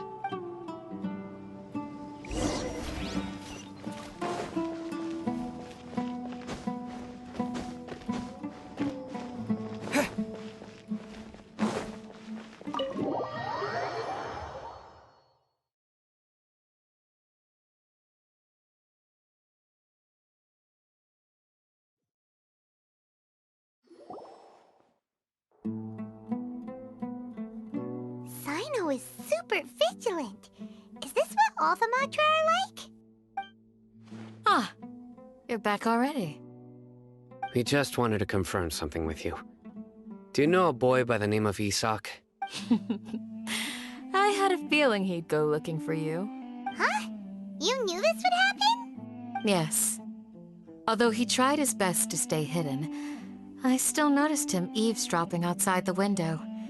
Isak's parents were both Aramite mercenaries who rarely returned to the village after finding employment in the city. He was raised by his grandfather. Unfortunately, it was only a few years before his grandpa passed away. Isak was still very young at the time, so various families in the village took turns caring for him so he could survive. Later, an elderly mad scholar arrived at the village. Isak thought the scholar bore a striking resemblance to his grandfather, and thus often spied on the man. However, the scholar was unkempt in appearance and incoherent in speech. Although Isak referred to the man as his grandpa, he was afraid and didn't dare to approach him. One summer night, the oft mumbling and bumbling grandpa suddenly calmed down and seemed to become more lucid. He even noticed Isak hiding in the distance. So Grandpa walked up to Isak and patted him on the head. He even took Isak to the entrance of the village, where he patiently taught the boy the names of the stars, and accompanied Isak until he fell asleep. The next morning, Isak woke up and wanted to go find his grandpa again, only to realize his grandpa no longer recognized him. It's said that those who saw the scholar claimed he no longer appeared to be crazy, but appeared to be living in his own world, almost as if he were sleepwalking. Isak was thrilled that his grandpa was able to find peace, and would follow him all the time, asking him things like, "Grandpa, want me to take you somewhere fun?" Or, "Grandpa, could you tell me stories about the stars again?" All this somehow just makes Paimon feel really sad. It seems like they both deserve so much better.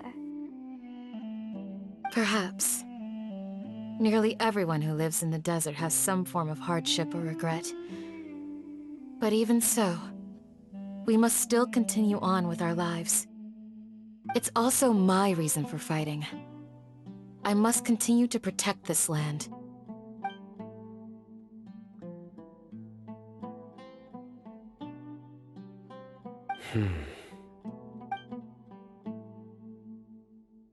Maybe the people have always had a considerate god watching over them. Huh? What did you say, Sino? No, nothing. As long as Isak keeps his word and doesn't get in our way, we can take him along. Perhaps you are more compassionate than I gave you credit for. Please accept my thanks on Isak's behalf, Sino.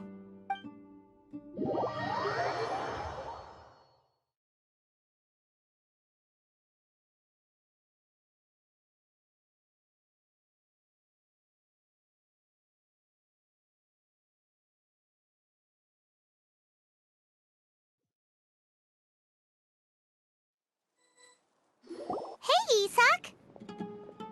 Oh, it's you guys! We've cleared everything up! Let's go find your grandpa! Really? Wow! Thank you so much! Yeah! All right. Let's ask the local residents some questions first.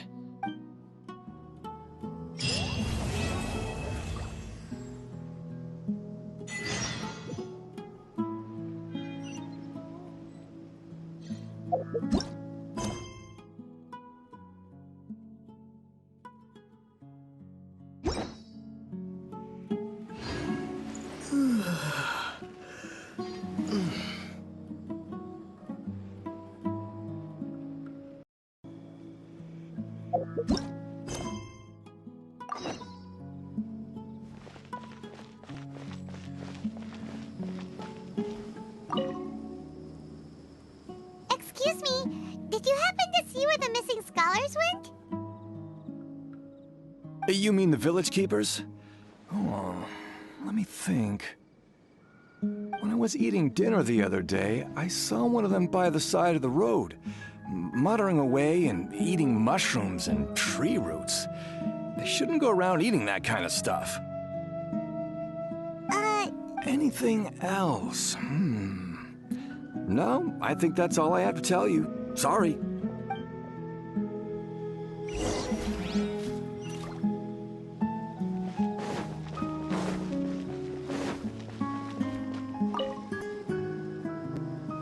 The scholars that have gone missing. Have you seen them? Those eyes. Those fierce eyes.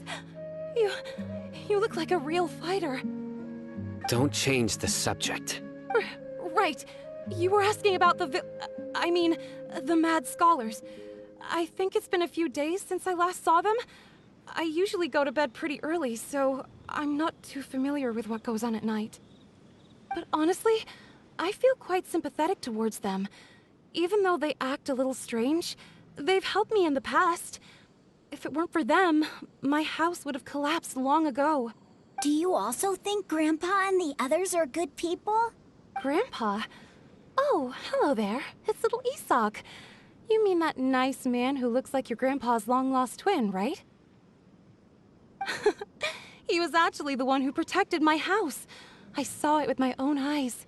He happened to be staying near my house that day and was doing something with his hands on the ground. It still feels pretty surreal now that I think back on it. Did someone teach them how to do that? Well, whatever the case, I'll always be thankful to him and whoever taught him to look out for others. I'm pretty sure that if I ever went mad, I wouldn't be able to do anything like that. Gotcha. Thank you.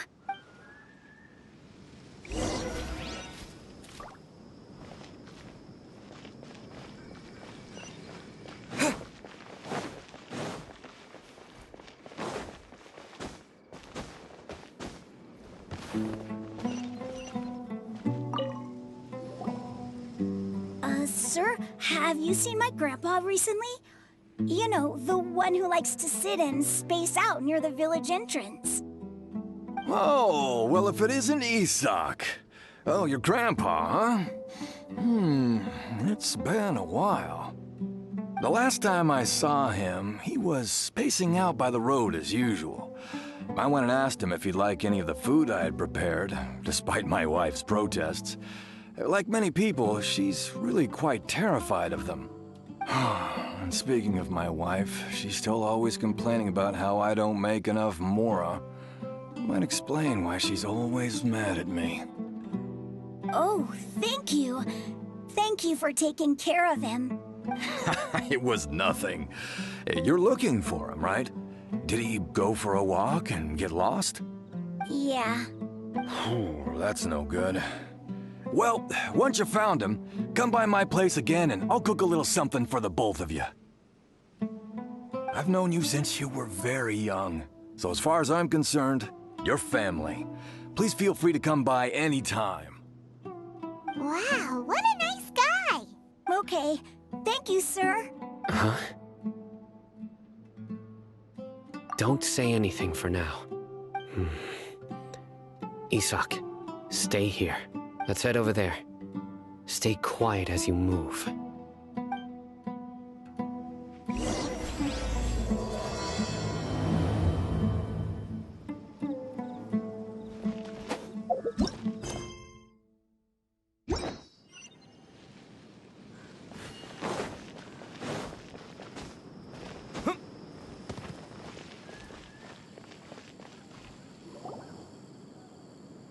Listen, see if you can make out what they're saying.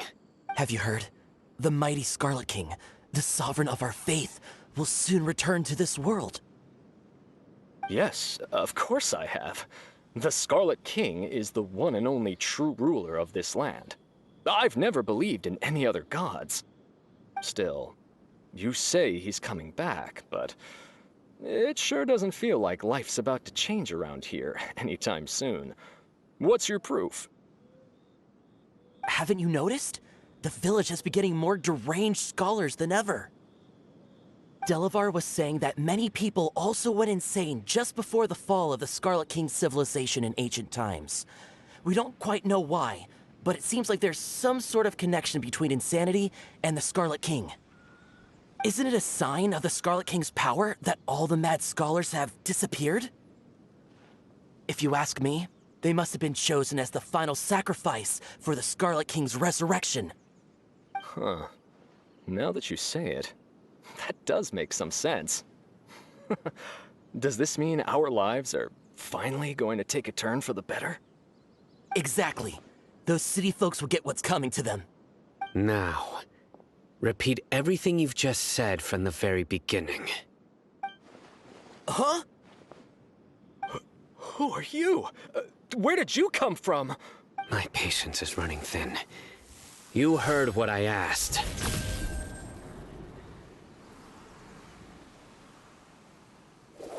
Yeah! Bro, this guy's something else.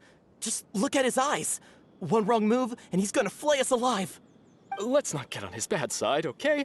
I am no match for this guy. Oh, okay, good sir. What is it you would like to know? Tell me about the Scarlet King's resurrection.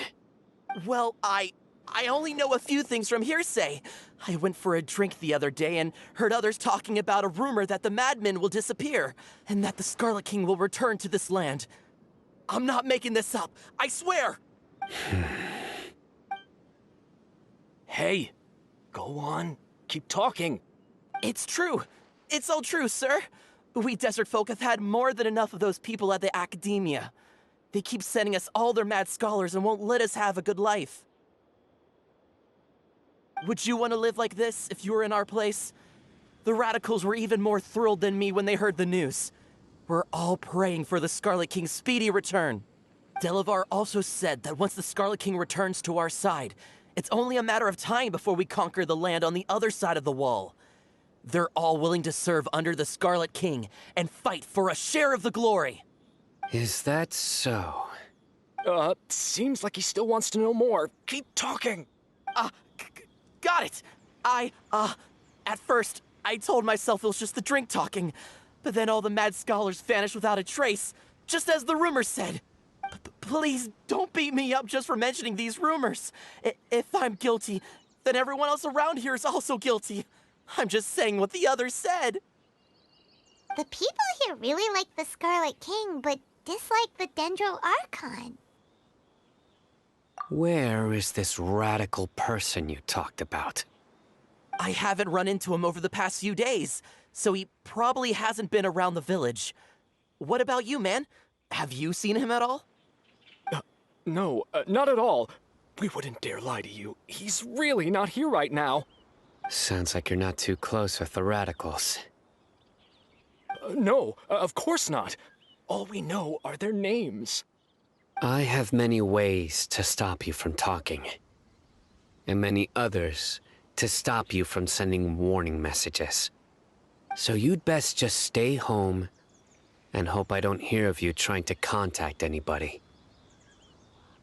Don't do anything until I've gotten to the bottom of this. Try something foolish, and even Candace won't be able to protect you. Yes, yes, got it. We'll do just as you say. That scared Paimon half to death. Sino is pretty terrifying. He didn't try to reassure us at all. It's like he's used to hearing that. Oh, Paimon bets lots of people have told him that before. I heard that. Sorry. It's part of being a Matra. The rumor we heard just now seems like a strong lead. But we need to check a few more places. Very well. Isak! I'm here. Where's your grandpa's house? Well, I can take you there. Just follow me.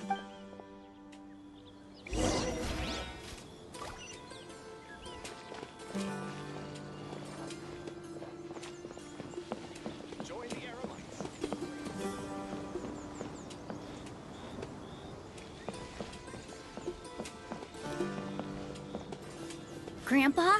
Oh, he likes to be alone. Sometimes he stares at the sky in a daze, and other times he just pokes at the ground with his fingers.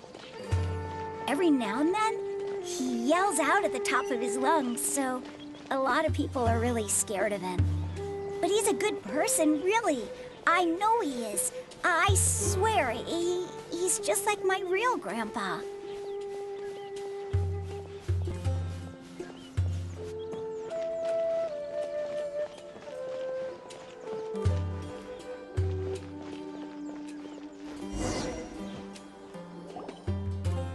This is where Grandpa usually stays. There sure isn't much here. No. Incense? Please don't say it's the same one as before. But are you okay? Are you getting dizzy or need to lie down? There's a scent that you can sense, but I can't. A certain traveler here once passed out from that smell. Thankfully, Tainari saved the day. And then he gave us a long lecture to explain all about how it worked. So, you know Tainari. Huh? You know him too? Are you two friends? Yes. Now that I concentrate, I can also make out the scent of incense. Wait, surely Tainari didn't lecture you too? No. No need. Did you first encounter this scent at Tainari's house? In the forest. From a scholar.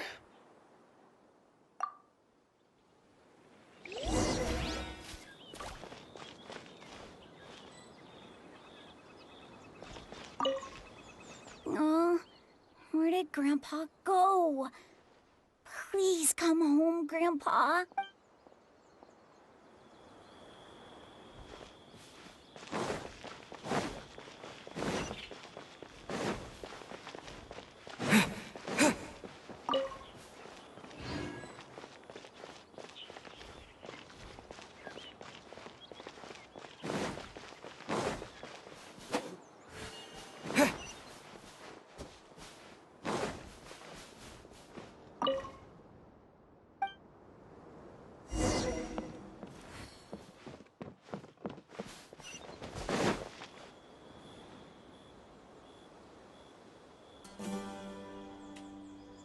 What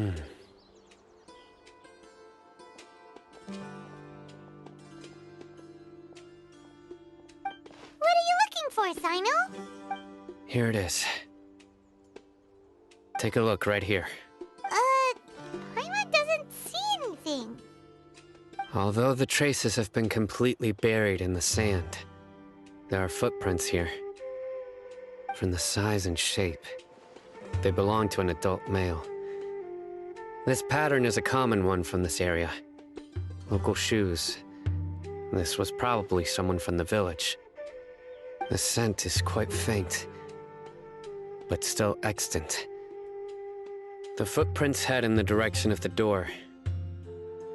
But who would come looking for Grandpa? He doesn't have any friends. We'd have to ask whoever lured him away with the incense. Huh? So you can lure someone away with just a scent?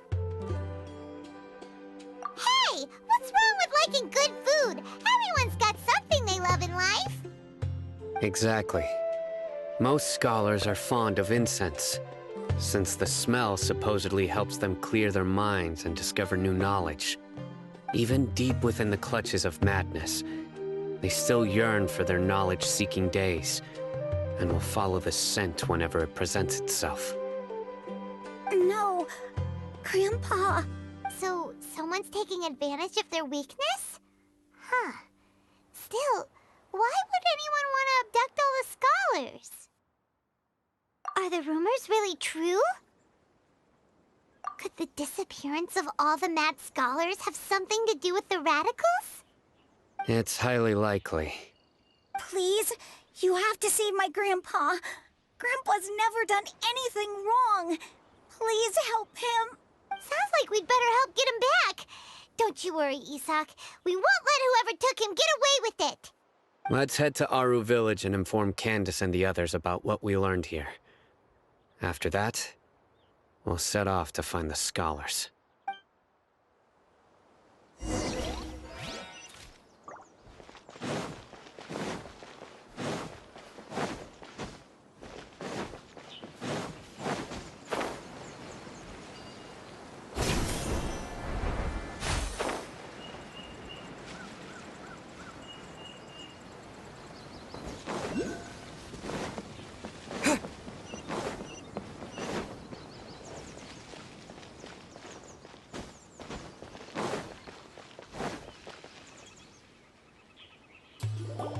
Right.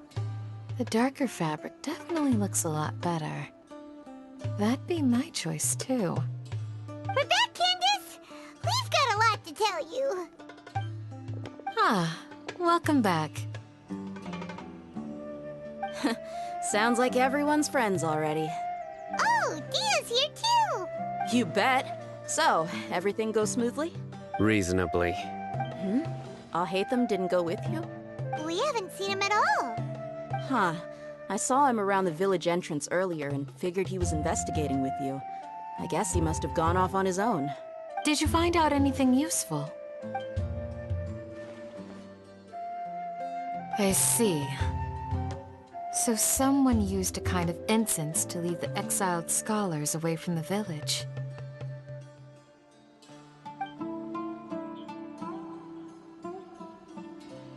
The resurrection of the Scarlet King? First I've heard of it. Far as I know, the kind of incense you just mentioned is only popular beyond the wall. Scholars are fond of it, but as you can see, there aren't many scholars still studying around these parts. No seller would be able to make a profit here. Not to mention, making incense is a labor-intensive process. You won't see anybody in the desert with the patience to make or sell something that requires that kind of effort. It seems someone from beyond the wall must have been supporting this. Makes sense. So what should we do then? Do we go back to the academia and search for leads there? If it was any other day, that would be your next logical step. But today, you've got me on your team, so you get an extra tip. Didn't you say that the villager got his news from the tavern? Well, I also like to drink at the tavern, so I know a thing or two about these radicals he mentioned. If Paimon remembers correctly, the leader of the radicals is some guy called Delavar. Ah, yeah. Delavar, the scar-riddled bandit, Engur, the wide-eyed butcher, and Jabari, the duck-tailed bearded crook. The whole lot of them are known around these parts. These guys have one thing in common, and that's being broke. The rougher life gets, the more they want to believe in the Scarlet King. Way they see it, the Scarlet King's resurrection is their only chance at overthrowing the Academia. Throwing all of Sumeru into chaos is the only way to change the way of life here in the desert. Anyway, that's my guess why they've chosen to become radicals. Tia! You're amazing! You really know this place inside and out!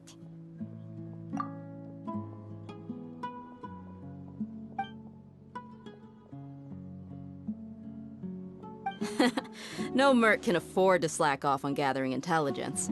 Every mora I've spent in the tavern has been a valuable investment. Let's head out. Now hold on, you're staying right here, Sino. Why? Aru Village is not a big place. Outsiders stand out here like a sore thumb. I'd bet word about you has already gotten out. The desert is unforgiving, so the way of life here is also a lot tougher than on the outside of the wall. You survive on making connections out here. Compared to you, mercs like me are just third-rate amateurs. I've got no actual fighting skills to speak of. But that also makes it a whole lot easier for me to gain the locals' trust. I need to go around and ask some questions, but it'll be difficult if you're with me. Fine. Good. Then we've got a plan.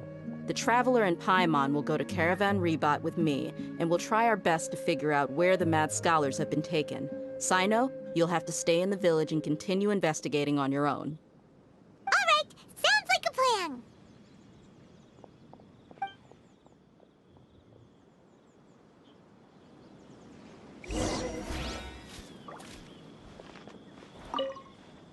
Sino, please don't take offense.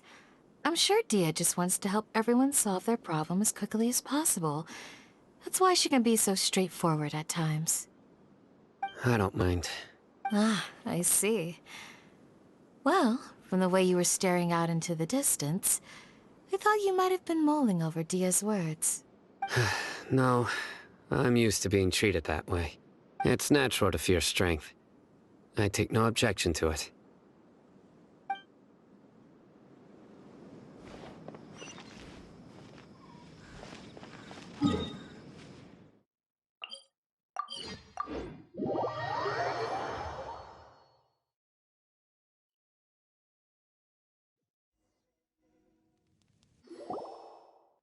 Well, here we are again! Sounds like you're starting to get familiar with the area.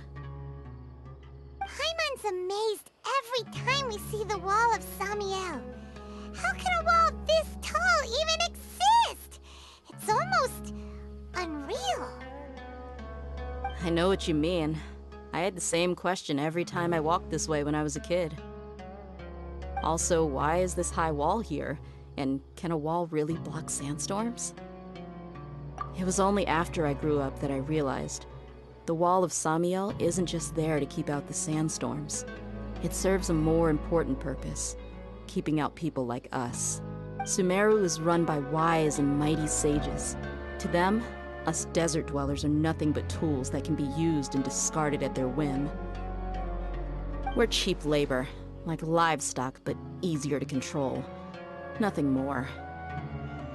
Even if a child from the desert got the chance to obtain an Akasha terminal, almost all their requests for knowledge would be denied. The Academia believes we're underserving. Geniuses like Sataria are 1 in a million. The other children never get a single chance to try and rewrite their fate, even though the Academia knows very well that we're humans, just as they are. That's terrible. I would tear down this wall with my own hands if I could. Hey, Dia. You're not thinking about doing anything scary, are you? No, not at all. This place just gets me thinking, that's all. Besides, we're here to procure information, aren't we? Yep, we gotta catch those... Shh. Caravan Rebot is crawling with people, so be careful what you say. We don't want anyone to find out what we're here for. Our mission started the moment we arrived here. Let's go check out the tavern. Maybe we'll find someone I know.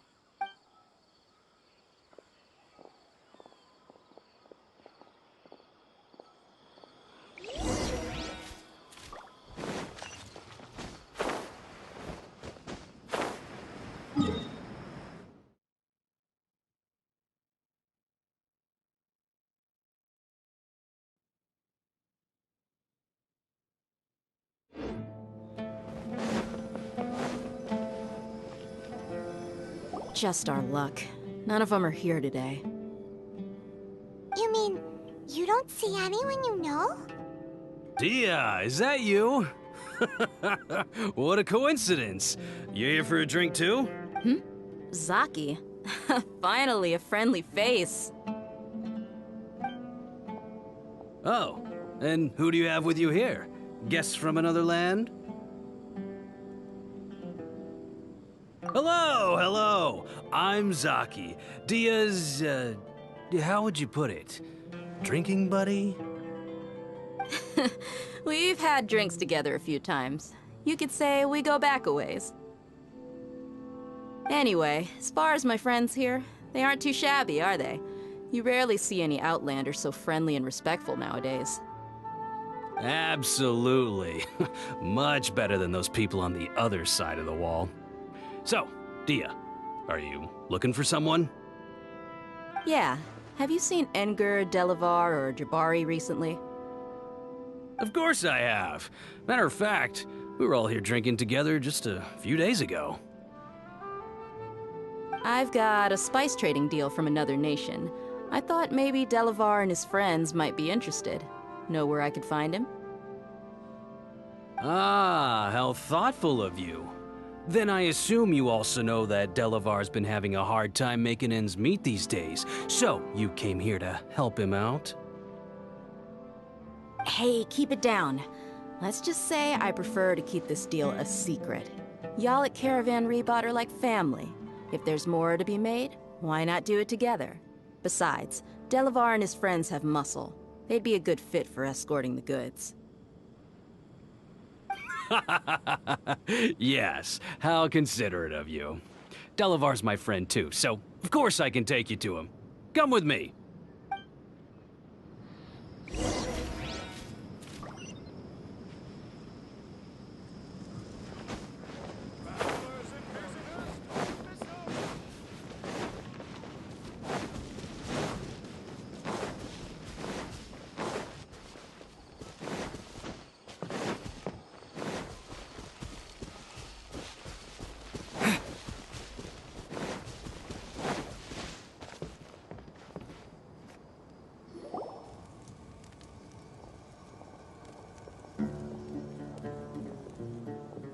Are we there yet?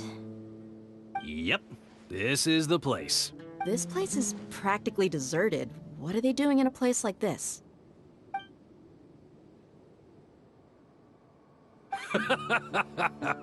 Why don't you take a guess? Go on, a wild stab in the dark. You're like lambs to the slaughter.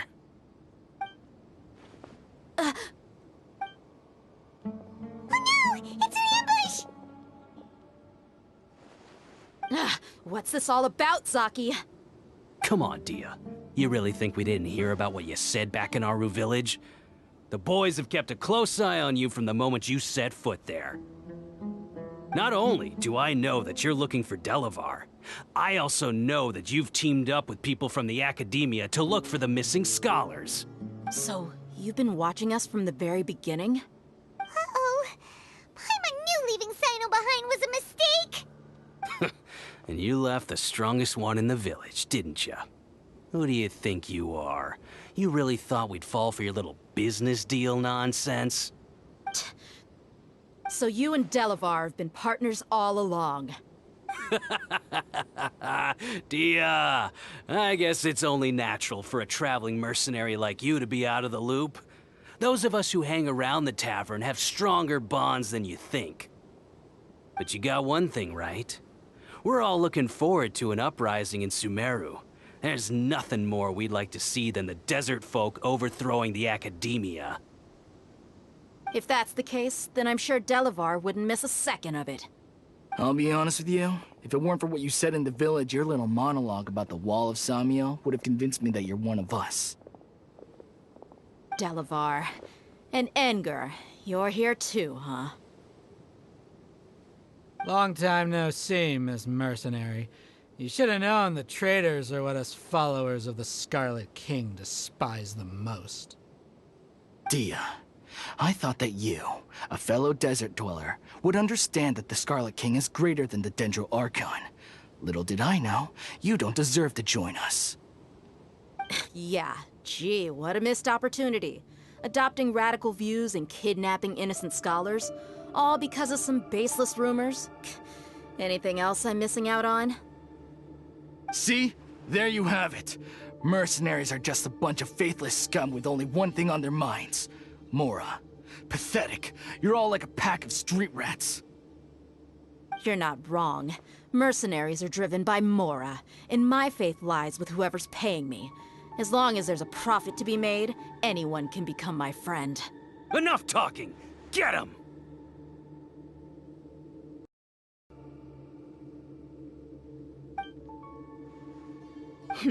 Just as I expected. Let's teach him a lesson, traveler.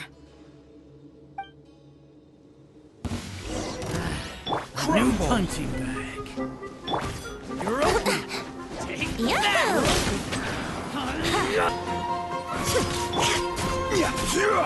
Solidify!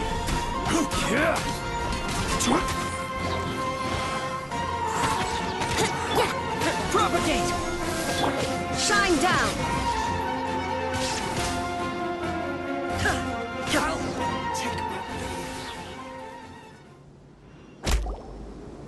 Impossible!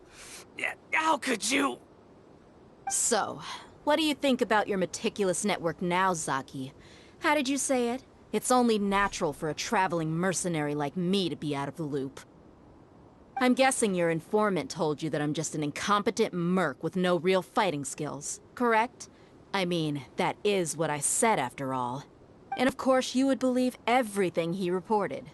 The only thing you know about me is that I'm a mercenary, but you've never seen me in action. Even though you heard we went to handle monsters together, you believed that Candace was the only one doing all the real fighting. That so-called Flame Mane is just a fraud. She admitted it herself. She just uses her connections to gain the trust of others. That's what you thought, right? Ugh. You lied in the village because you figured that we'd have people watching you. And you were stupid enough to fall for it. I figured as much the first time we drank together. You all thought you were so smart. Pathetic.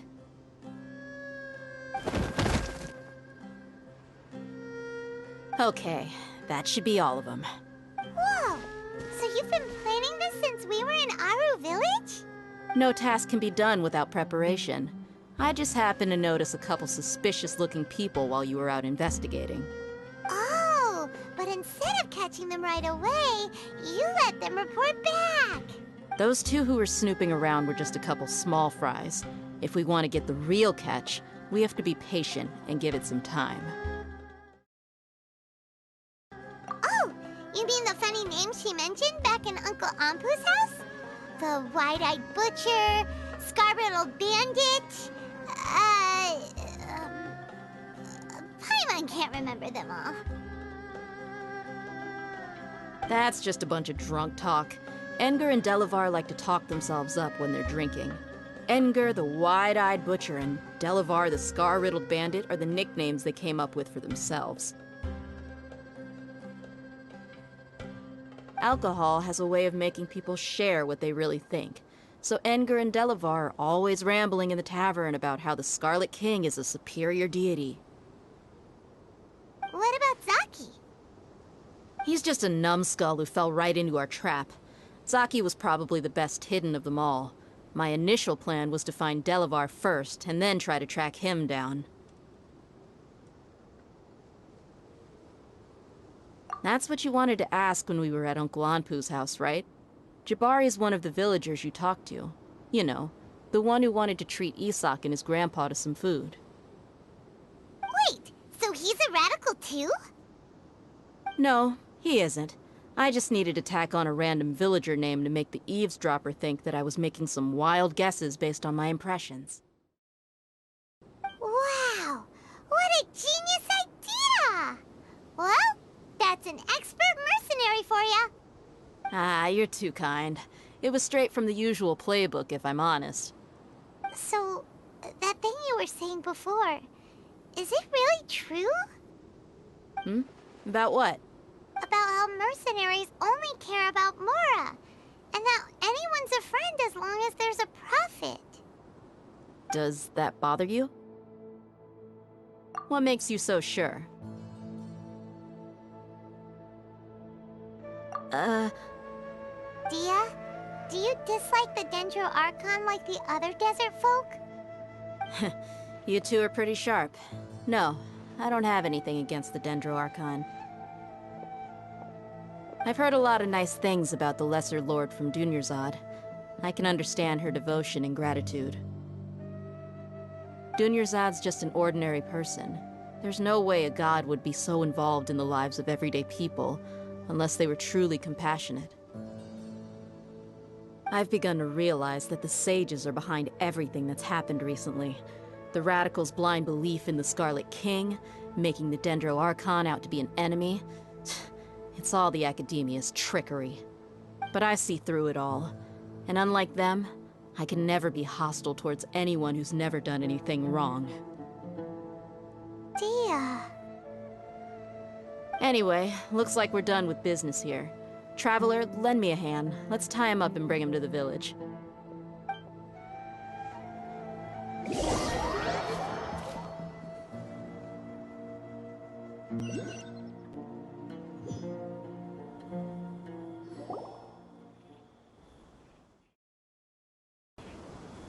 This should be all of them. I'll let you take it from here. All right. I'll be in touch. Candace, do you need any help?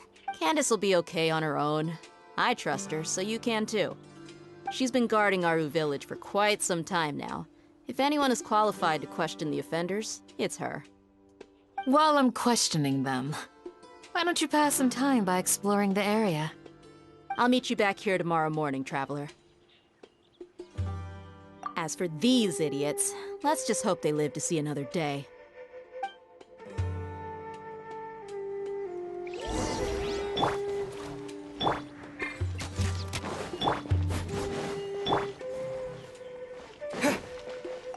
Candace is an expert at dealing with people like this.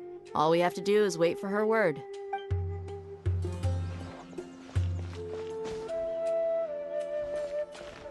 You heard the question. Now answer me.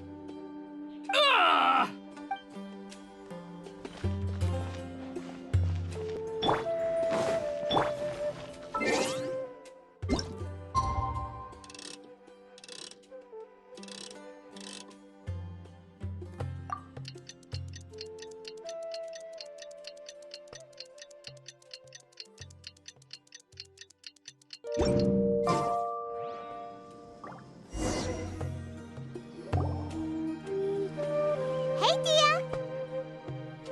Right on time. We'll know any moment now. Paimon's been wondering. You seem to know Candace pretty well. Have you been friends for a long time? We've known each other for some time now. She's a pretty interesting person. Even though she's an extremely strong warrior, she never misuses her powers against others. Oh, Paimon knows what you mean. Like a lot of martial artists say, never take the fight outside the ring. Yep, I guess you can put it that way. It takes strong convictions to be as dedicated as she is, and shoulder that kind of responsibility. Us mercs, on the other hand, we pretty much live from one day to the next. Well, Paimon thinks you're great, too. Really? Thanks for that. Oh, Sino's here, and he's pretty early, too. Yes. I was here yesterday to help out a little. To help out? By doing what? Sharing some interrogation techniques. Oh, you mean you taught Candace some more persuasive methods? Right. Come on in, everyone. Come on, let's go inside.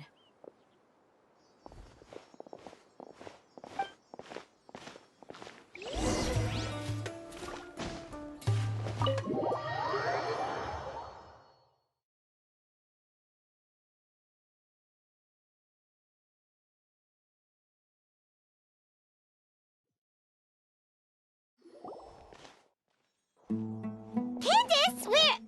Whoa, you look furious. Do I? Huh. What gave it away?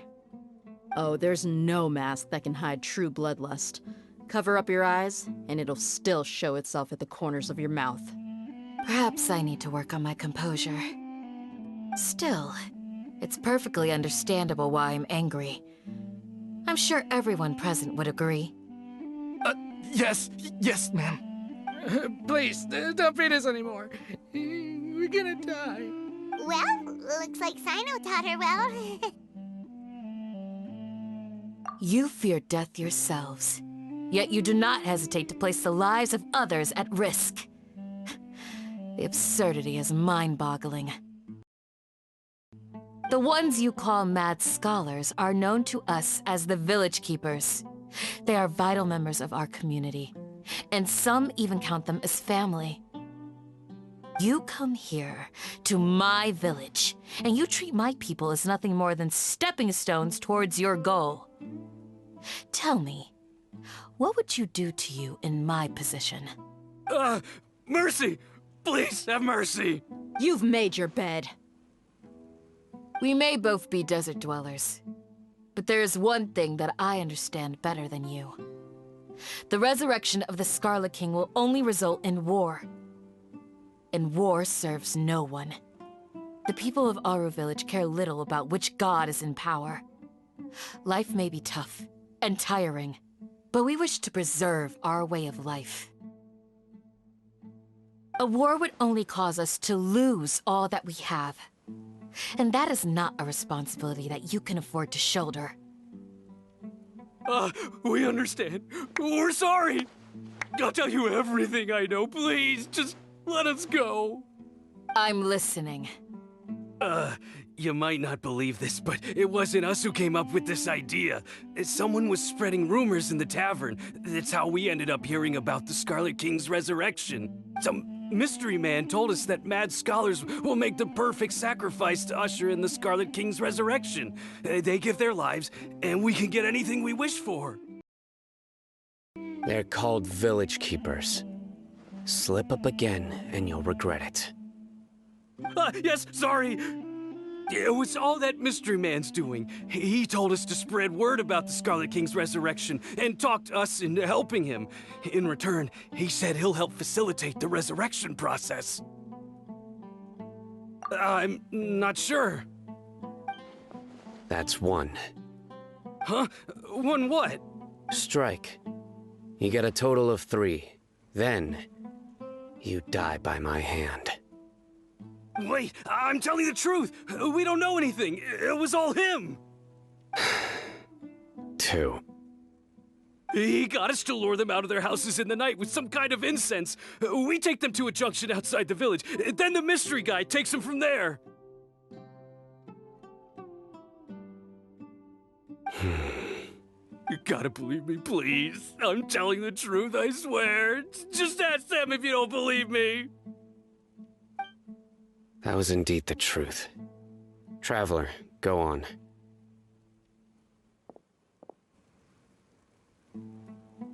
You have to believe me. If I knew that, I would have told you his name right away. I'm not risking another beating to keep his secrets. No way.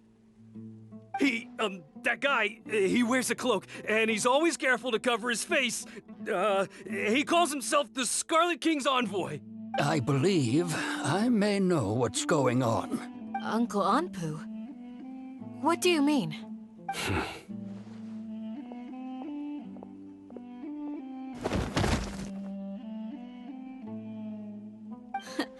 Smooth. Okay, speak. If my suspicions are correct, this mystery man they speak of could be from the Academia. Some time ago, people from the Academia attempted to take the village keepers away. I refused, insisting that they are part of our community. It strikes me now that this secretive character shares the same goal they had. Which means it's highly likely that the Academia was purposely spreading a false rumor to trick the radicals into delivering the village keepers right into their hands. They were the ones who brought them here to begin with. Now they're trying to take them back? We aren't gonna let that happen. Not the Academia again. Just as I thought. But what could they want with the village keepers?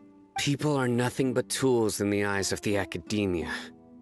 A change in their plans likely means they found another way to exploit the scholars. Regardless, our top priority now is locating the village keepers. You're right. Isak is still waiting for news on his grandpa. Time to go. Let's leave the village and try to track them down. Yes. Pack up and get ready to leave. You got it. Candace, I'll let you deal with the radicals. Leave everything outside the village to us. All right. Let's meet back here once everyone's ready.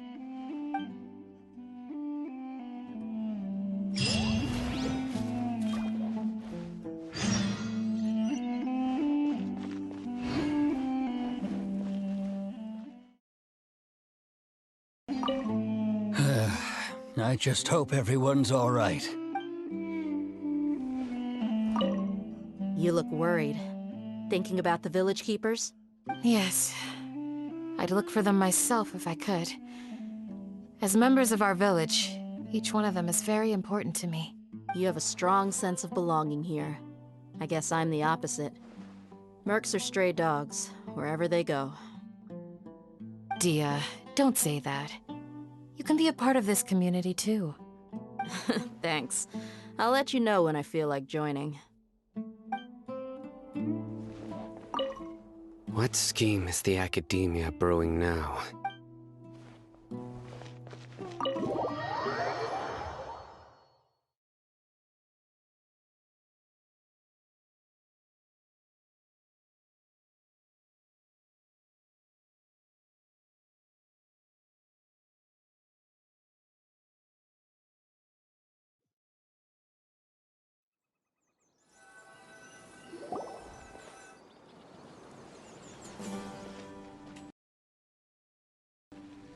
Let's get some food in us and then we'll... Whoa!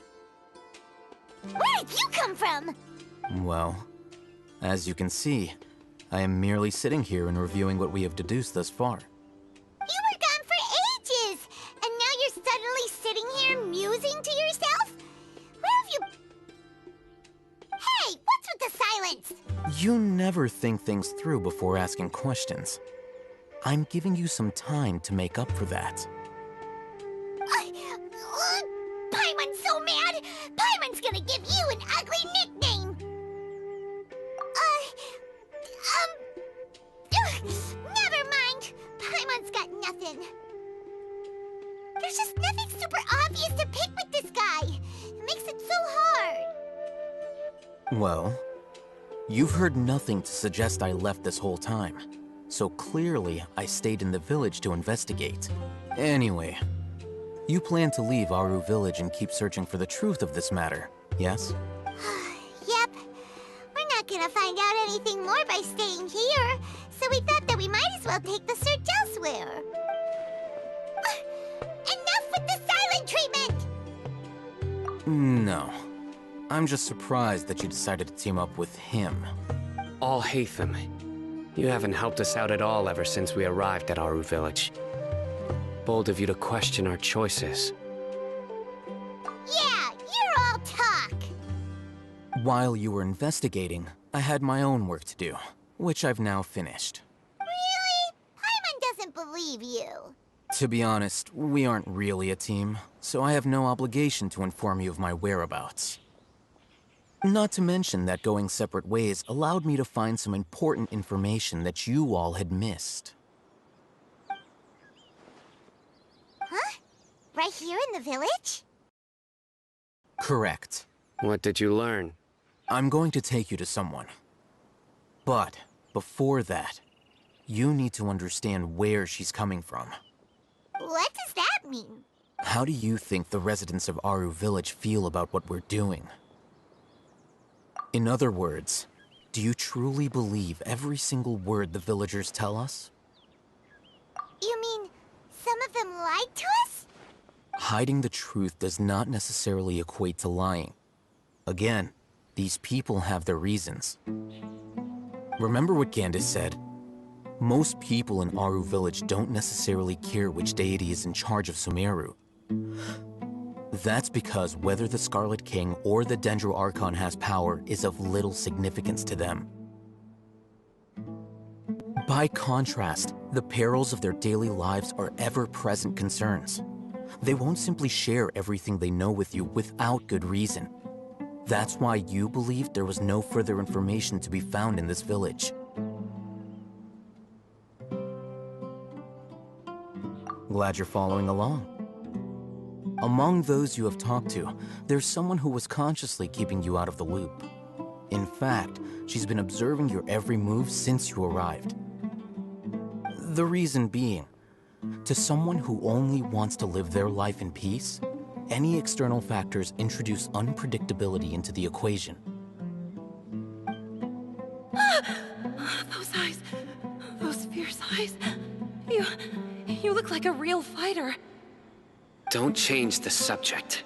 It's quite obvious that she's intimidated by Sino's authority and strength. Right. You were asking about the Mad Scholars. She corrected herself mid-sentence because she's aware that there are Scarlet King fanatics in the village. If she sounds too friendly towards the village keepers, she could easily make herself the Radicals' next target. I think it's been a few days since I last saw them. I usually go to bed pretty early, so I'm not too familiar with what goes on at night. Remember? She made a point of denying her involvement in anything that occurs at night. But honestly, I feel quite sympathetic towards them. Even though they act a little strange, they've helped me in the past. If it weren't for them, my house would have collapsed long ago. After speaking to the village chief, it became clear that the village keepers had protected Aru Village at night. In other words, the young miss was very much awake during that time. Then why would she lie? By getting involved with an outsider, she risks drawing unwanted attention to herself. As for why she might be so wary about all this, maybe you should ask her. I'll pass on this one. You said that she is afraid of me. If so, it's best if I stay out of this. We're on it!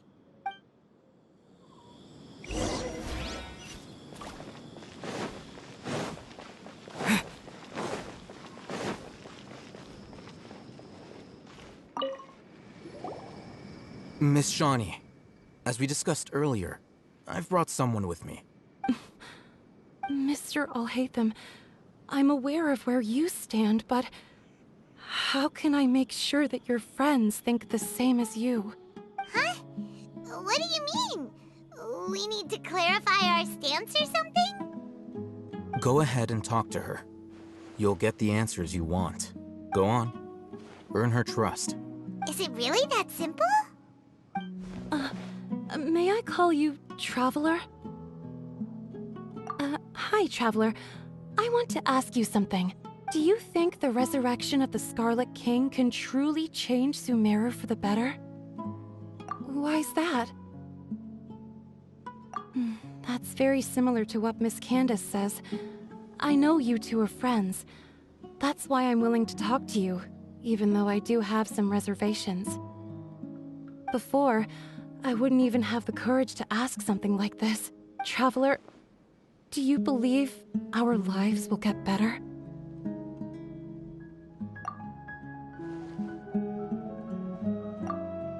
Yeah! We came here from another nation, so it isn't wrong of you to be weary. And we aren't really residents of any one nation. But even so, we've met lots of people from different places, and we've always fought for what we believed in. We have friends in Sumeru, and we want to help them. That's why we decided to stay here for a while.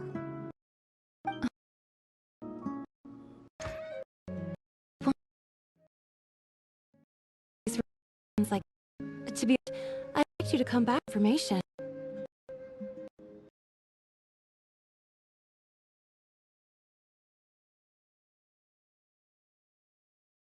Oh, hey, have your reasons. It's okay. We understand.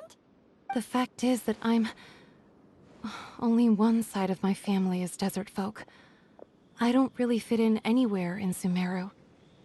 Some believe in the Dendro Archon, while others believe in the Scarlet King.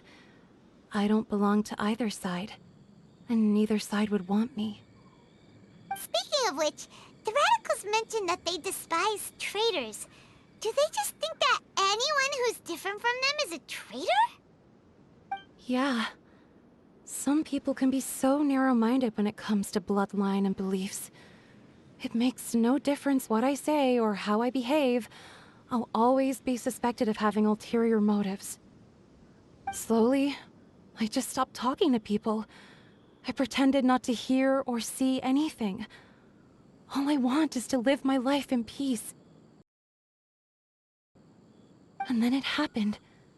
The village keepers who had helped me disappeared with no explanation, and I didn't dare breathe a word about it to anyone. Until now. You can tell them. I'm sure he'll keep your secret. All right. I'll tell you what I told Al-Haytham. I actually have a sharper sense of hearing than most. Sometimes, I hear strange crying sounds in the night. There are ghosts? Perhaps. I'm not sure. It's faint, but it's definitely the sound of crying. It comes from far away in the distance, and always carries very raw emotion. It used to be louder and more frequent, but ever since you arrived in the village, it doesn't seem to happen as often, and when it does, it's much quieter. I have to focus really hard to make it out. I confirmed this with the guards on night duty.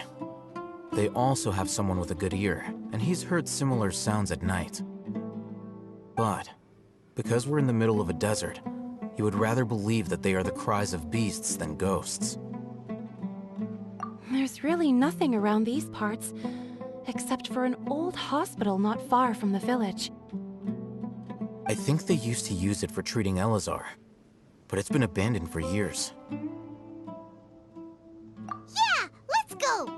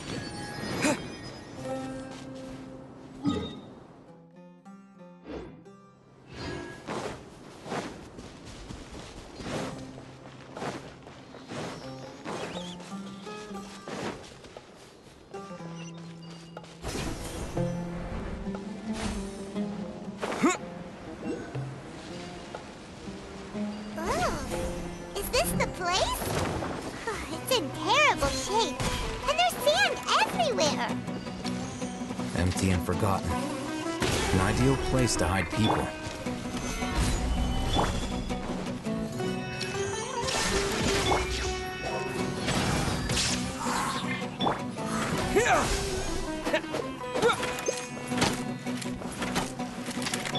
Here we go!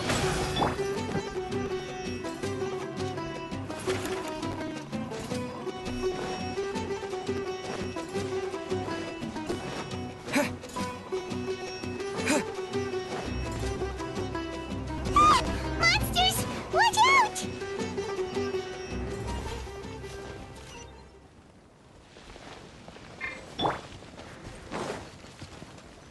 Think you can get away? Illusion shattered! Inazuma shines eternal!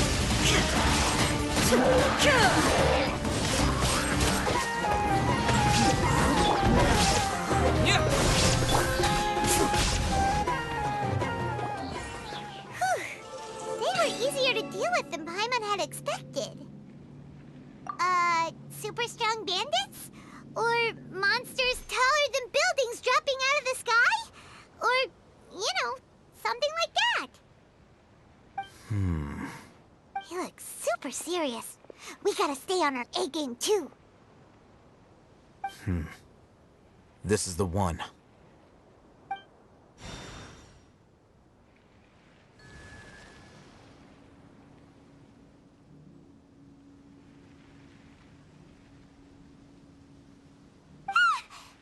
Let's go in and take a look.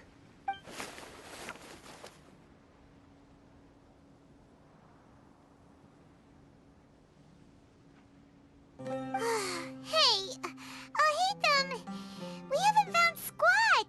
Are you sure we aren't wasting our time here? Patience. Shawnee says she only hears the crying at night. We have time to burn. Until then, I'm taking a break. And just like that, he sits down. Wait, he even brought a book to read? What are you reading? Let Paimon see! Okay, sure. Huh? The natural position, which is the positional propensity of an entity in natural motion in contrast with an object in forced motion? Huh? When free from external influences, every entity displays the tendency to follow its natural trajectory? So, you got that? Oh, Paimon gives up. You keep reading your book. See ya! How is he so relaxed? Look at him, reading an impossible book in a creepy place like this. Hey! Paimon's your Tibet travel guide. Paimon knows plenty of useful stuff already. And anyway, it's not Paimon's fault that the books people read in Sumeru are so complicated.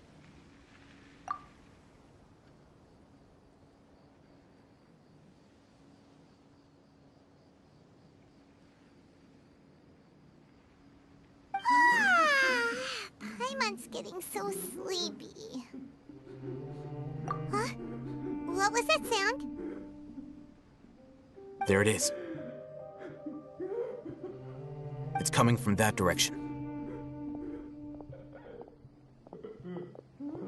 Is the sound coming from here? Huh. Paimon's not seeing anything. It's from below. But there's no way we can get down there. Something is off about the interior here.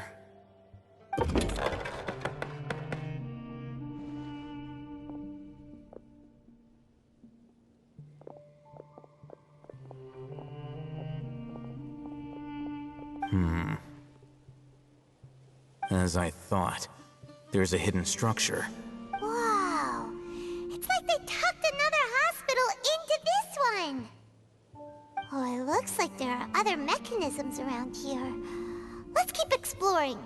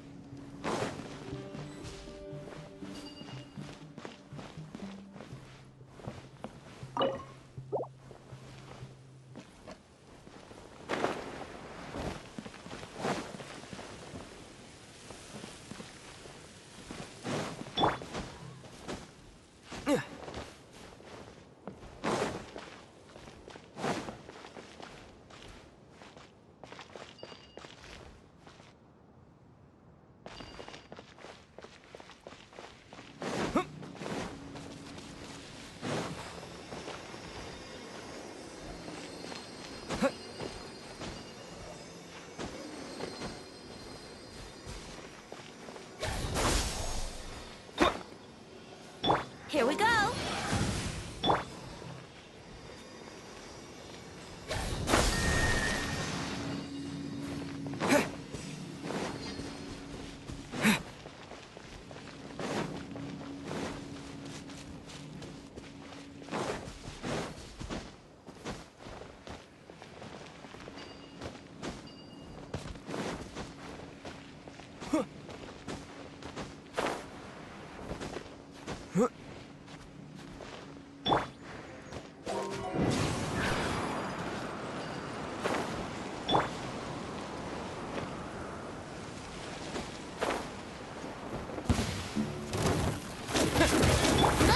Time for takeoff. Propagate!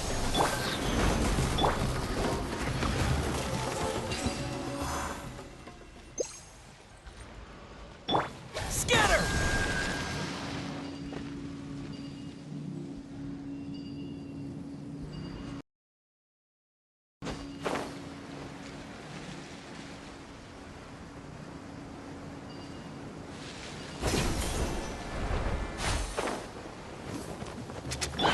There is no escape! Now you shall perish!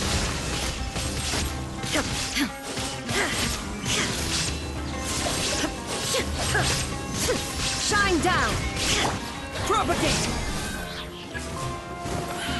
Think you can get away?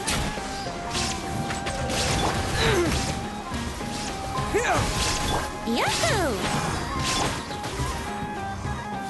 Gather!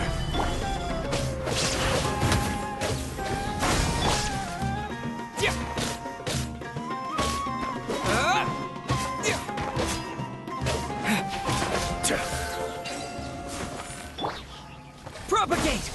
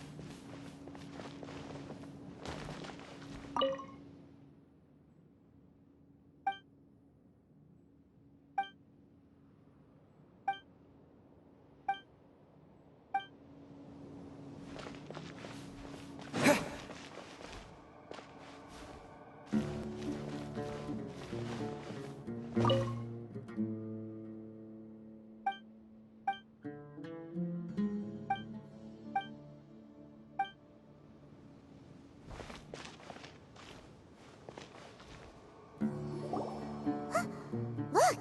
There's someone over there! Good idea. Let's approach him slowly without alarming him.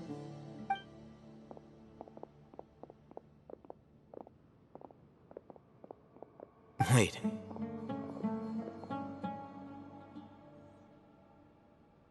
You're... He can't speak, and his eyes are unfocused. But he looks too young to be anyone's grandfather. Also, why is he the only one here? Didn't expect to see him here. You know him? He's Razak, a senior of mine at the Academia. He's a scholar too? Is he the kind that holes up in a forest and mumbles stuff about training? No. And that's the problem. Razak was never involved in any of those things. He never trained in the forest, let alone reach Satyavada life. Leaving that question aside for the moment, him being here alone means that we might be too late. Looks like they've already taken everyone away. For whatever reason, they left Razak here. Perhaps they simply didn't have time to come back for him. There are drag marks on the ground. They're clearer by the doorway. Someone was forcefully drawing a cart that was loaded with something heavy. Loaded with people? That is one possibility. It looks like they were in a hurry, as if they were afraid of being caught. In their... The symptoms are identical. Looks like we found living proof. Huh? Why do you say that? Allow me to jog your memory. Recall your time at Port Ormos. Don't you think his symptoms look familiar?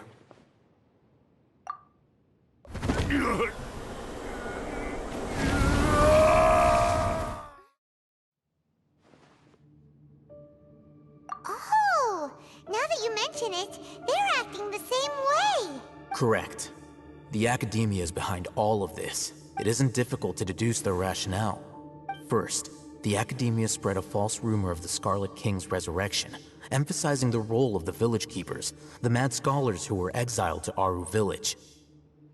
These rumors were all the persuasion that the radicals needed, and those based in Aru Village leapt into action. Unbeknownst to them, of course, through rounding up the scholars, they were actually helping the academia. As well as being able to exploit the radicals for their own ends, this scheme has one further advantage to the academia. All the risks and responsibilities are offloaded onto the Scarlet King's followers. Life for the Desert Dwellers has been brutal ever since the Scarlet King's death all those years ago. Beneath the surface, feelings of desperation are widespread. Many would give everything they have for the prospect of something better. Anyone looking to exploit that for their own ends simply needs to make a few empty promises. Even if complications arise, people will see that those involved are all followers of the Scarlet King, and look for no further explanation than differences of belief. A deep-seated mistrust of the desert and everyone in it by the rest of Sumeru will make sure of that. The notion of an academia plot wouldn't even cross their minds. It may seem like a simple strategy, but it is able to work wonders under Sumeru's current circumstances. Oh, that makes a lot of sense. It's in line with the village chief's theory, too. But there's still one very important question. Wasn't it the academia that brought the scholars to Aru Village in the first place? Why does it want them back now? Throughout this process, one thing has changed. The scholars' identity. First, they were scholars. Then, they became lunatics. After that, they were exiles. And finally, they become missing persons. An exile is still patently a living, breathing human being. But when someone becomes a missing person, that is brought into question. If you can't find someone, you have no way of knowing what exactly happened to them. That makes missing people an ideal resource. Resource? For what exactly? One possibility is that the information in their brains could be extracted into knowledge capsules. Extracted? You mean canned knowledge comes from people's brains? With the technology of the Sumeru Academia, it's entirely possible. Perhaps the process caused them great suffering, which is why they cry out in the dead of night, when no one is watching them. So, the human brain... Nope, nah, Paimon doesn't want to think about this. I'm the Academia scribe, after all.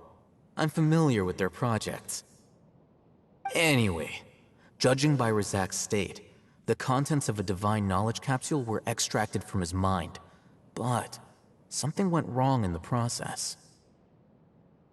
Or perhaps, his curiosity got the better of him, and he used such a capsule for himself. Paimon's a little confused.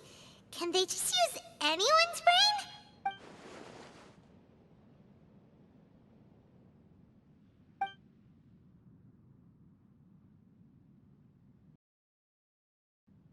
The look on your face tells me you've realized the answer. That's right. To some scholars, gaining knowledge about the gods is their entire life's pursuit. Extracting canned knowledge is just one of the extreme measures they turn to. However, I can't help but wonder, what do they seek to gain from divine knowledge?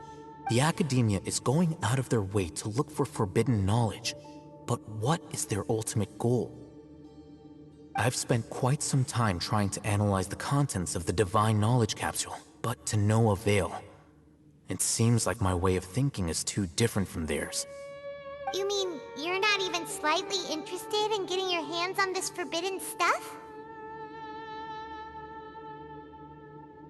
All scholars seek to expand the horizons of knowledge, but I'm not particularly interested in gods, so I don't share their degree of zealotry. Extracting information from people as if they were lifeless objects? If this is the direction of academic progress, then the academia may as well shut its doors. Sounds like you're really against all this. Of course. The academia's actions run contrary to their rules. Whether it be academics or knowledge, everything has its boundaries. If those lines are crossed, the rules and order that govern everything in the world will be destroyed. This matter needs to be corrected, just like fixing a typo in a book. Wait! Didn't you step in to help because you felt sympathy for those poor people? Not to be callous, but no.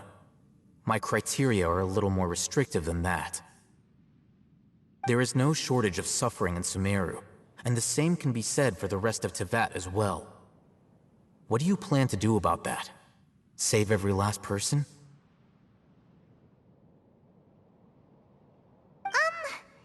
Probably not. Paimon's not sure. You can say that. Simply put, I don't blindly place my faith into strength or heroism. I do what I want. The Divine Knowledge Capsule is something I want to investigate in full. That doesn't mean I'm willing to take action for the sake of a few strangers.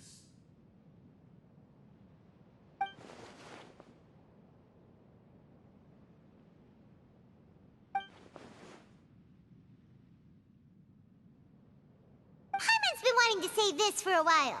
There are a lot of bad guys in the academia, but you're not one of them. You're their weirdo. You're probably right. Though I must say, I quite enjoy this feeling of being the odd one out. Uniqueness is also an asset, is it not? Wow, that's a great way to think about it. Paimon's really impressed.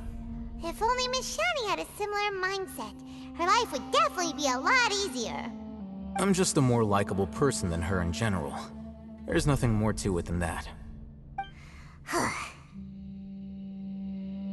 He won't last long if we leave him here. Let's take him with us. We'll work out our next step after we return to Aru Village.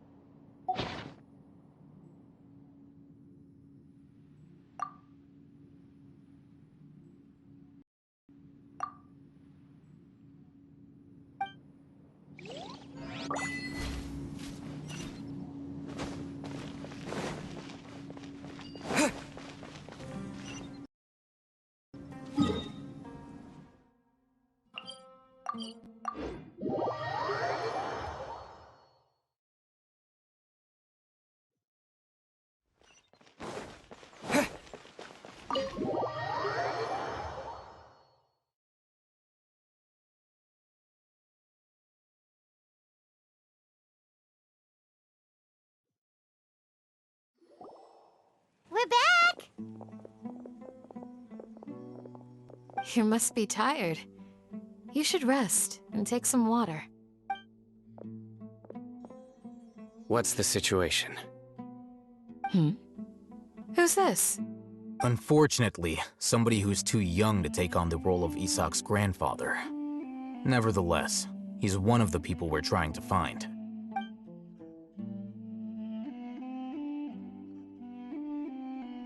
So, at one point in time, the abandoned Elazar Hospital served as the Academia's site for extracting divine cant knowledge. Yep, pretty much! Their plan must have been implemented at some point before we arrived at Aru Village, since divine cant knowledge has been in circulation for a while now. Yet, they fled once we were headed to the village, almost as if they knew we were on their trail. Why is that? Yeah, why is that? We may have a mole in our midst. One of us could be secretly revealing our whereabouts to the Academia. Huh? Are our friendships that shallow? Looks like none of you have realized wherein lies the issue. Sino, you're the reason why they can predict our movements. Wait, what's that supposed to mean? Choose your next words very carefully. It is simply a logical inference. I have my reasons. So what you're saying is... Sino's the mole. Interesting. And here I thought you were the most suspicious one, Alhaitham, since you were always acting alone. I know. You have a point. But I realized something as we were returning from the hospital.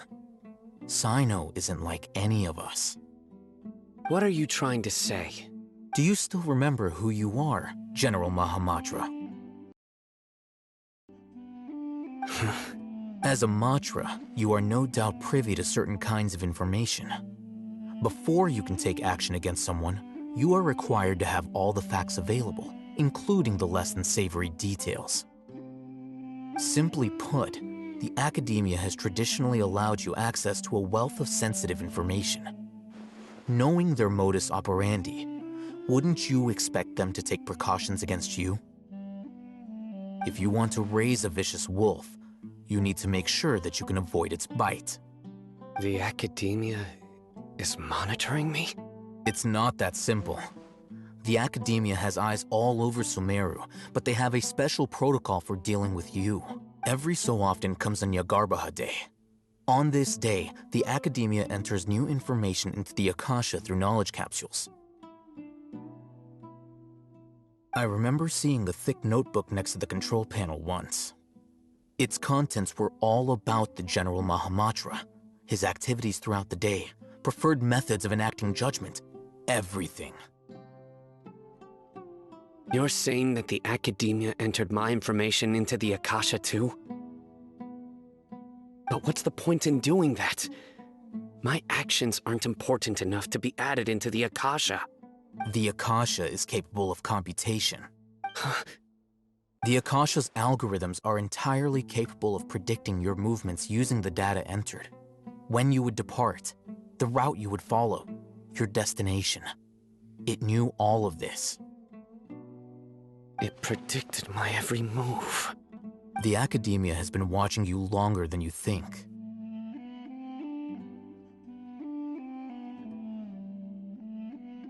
So that's how it is. Sino adheres to his principles so strongly that he's actually a thorn in their side. Tenacity of will and steadfast faith are worthless to the Academia. They need scholars who are easily pliable and mindlessly go after anything they can profit from. Sino, don't take it to heart. This just proves how much of a trustworthy ally you are. They escaped because of me. Don't It's not like any of us would have known. I have an idea. If they've predicted my movements, then I might be able to guess where they went. Whoa, you bounced back fast. There is always an opportunity for safety after danger passes. Oh, so that's how it is! Paimon gets it now! If the Academia is trying to avoid Cyno, then the safest place would be... Yep, that's right! They'll want to proceed in the direction opposite of where I'm going.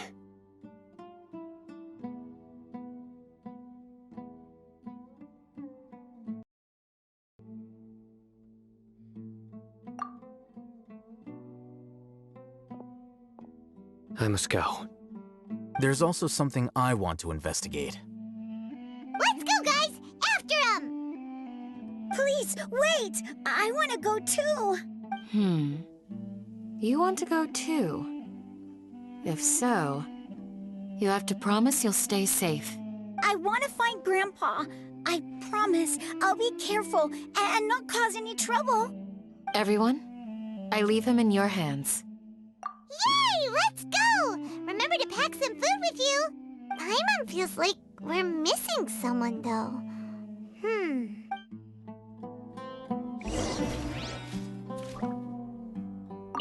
I'll be awaiting your good news.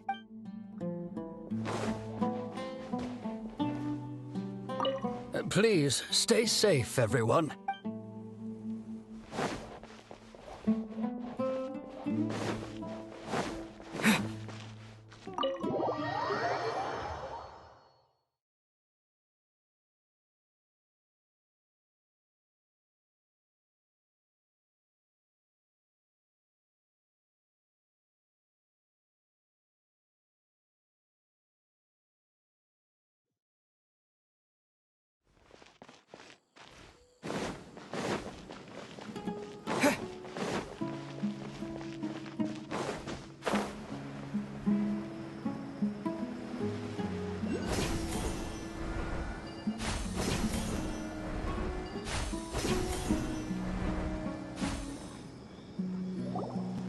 So, where do we go from here?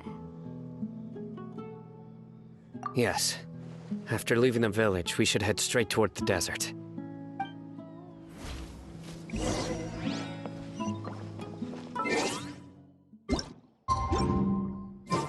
I know the desert like the back of my hand. Is that because you play here a lot? Yep. One time, Grandpa almost got lost in the desert. But I was the one who brought him back.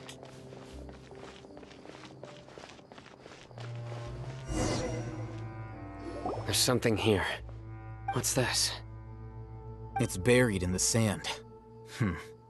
Looks like we'll need to roll up our sleeves and do some work. And Paimon thought running around everywhere was already enough work.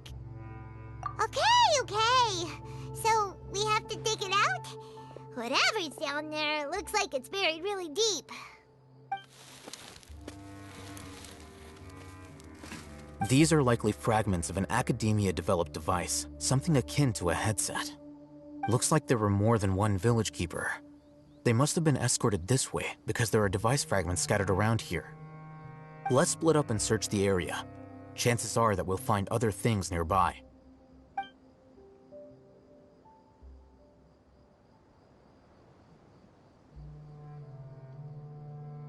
Is this what we're searching for? It looks kind of scary. This is definitely a device used to extract divine knowledge. How did it end up buried in the sand? That can't have been part of the plan. They must have been attacked along the way. Wait, what? Grandpa, I hope you're okay. Don't worry, your grandpa's gonna be fine. Razak didn't display any signs of starvation or dehydration, which means that they left fairly recently. We should be able to catch up. One more thing. Given that the device had been entirely covered by sand, I believe the attack must have happened prior to the sandstorm. Let's keep going. They can't have gone far.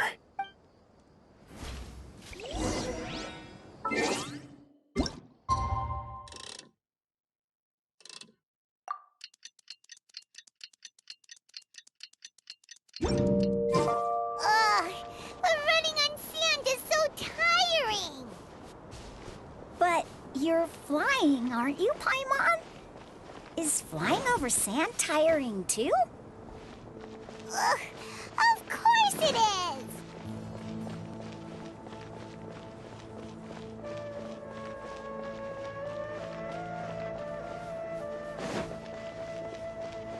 Voices, over there.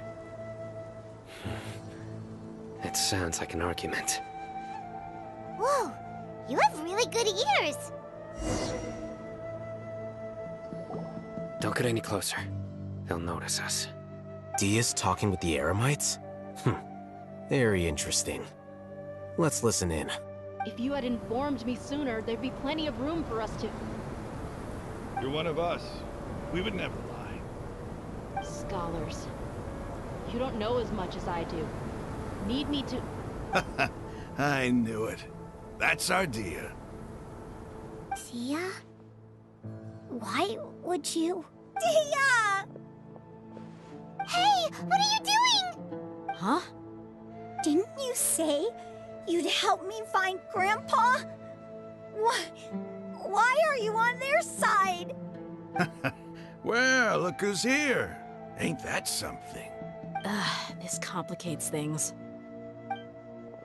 You've betrayed Aru village. So, this is the great General Mahamatra. Dear, you'd be better off as my assistant than hanging around with this motley crew. Seen for yourself, I have the means and methods, and my ideals are far more admirable than theirs. I'm not the type that's easily swayed, Raman. You of all people should know that. Wait, what's going on, Dia? Whose side are you on here? Shut it, Paimon. It doesn't matter. Whichever side you pick, nothing could deter us from the grand mission of resurrecting the Scarlet King. Once our Lord of Old returns to this land, we will have a new beginning. Face the facts, Raman. It's not gonna happen. You should understand that more than anyone. Have all your years as a merc taught you nothing about placing hopes in a ruler? I'm a desert dweller and a proud follower of the Scarlet King. Whether I live by the edge of the sword or in peaceful comfort, my soul will always carry this conviction. It's not too late yet. The village mad scholars aren't gonna bring the Scarlet King back to life. You don't understand, my dear lady. Pursuing our faith is our purpose in life. Even if the chance of success is 1 in a million, we must be willing to give everything we have. Even if it'll expose you to the academia? Even if they end up disbanding the Eremites? Your Eremites, which you've worked so hard for all these years? Yes. We've waited a long time for this day to come. The sun and the moon no longer shine here. All you see now is cracks in this desiccated land. But fate has finally dealt me a hand to play against the academia. With these scholars in our custody, we'll stomp the academia's forces and fight our way beyond the wall of Samiel. Ridiculous. Think about it. The academia controls the entirety of Sumeru. Your powers are negligible in comparison. If you still don't believe me, then try asking these 2 men. They're also against the academia, but neither of them are as arrogant as you are. They look more like pawns of the academia to me. Why would I listen to anything the people of Greater Lord Rukkhadevada have to say? Filthy traitors. Your god abandoned all honor and betrayed the Scarlet King. We desert dwellers will never trust the likes of you. It's impossible to communicate with someone so hostile. Perhaps we should. Do you really believe that by kidnapping the scholars, you'll be able to negotiate with the academia? These people have no value as bargaining chips, but I could be persuaded to take their place as your next hostage. These scholars were exiled from the academia. I, on the other hand, am their current scribe, and will be a much greater asset to you. Wait, you can't be serious. So, You want to trade places with the hostages, do you? Precisely. Any wise person would gladly accept my offer. What are you thinking? What if they decide to kill you instead? Well, that would be bad luck for me. However, I'd get the chance to observe the scholars, perhaps even find out the truth. Think you can talk me over with that confident look of yours? I'm not trying to persuade you. I'm using this as a means of joining forces against the academia. You are the scribe. What do you have against the academia? Not all desert dwellers believe in the Scarlet King, and the same applies to the academia. Why must all knowledge seekers approve of the academia's way of doing things?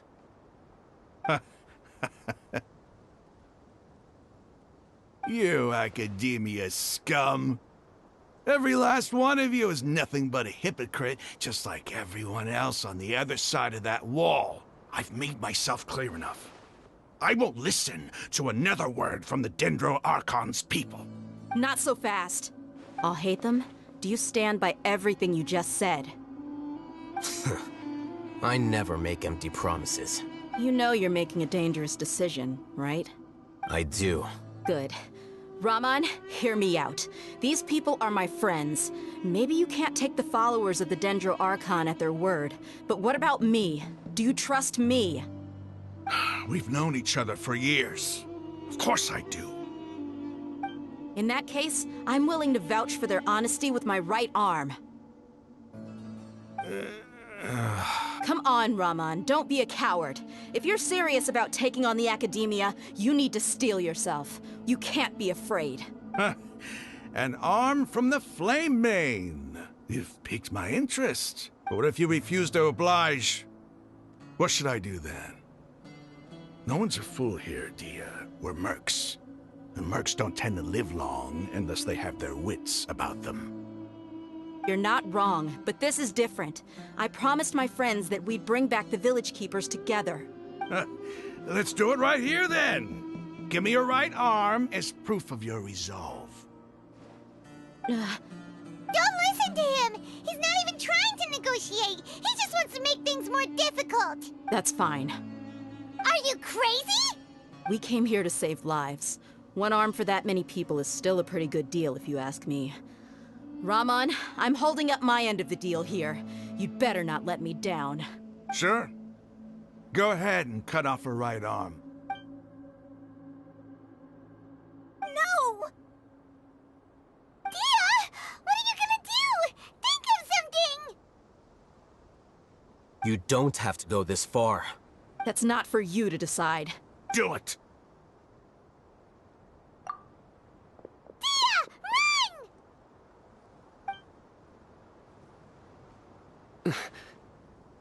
Run!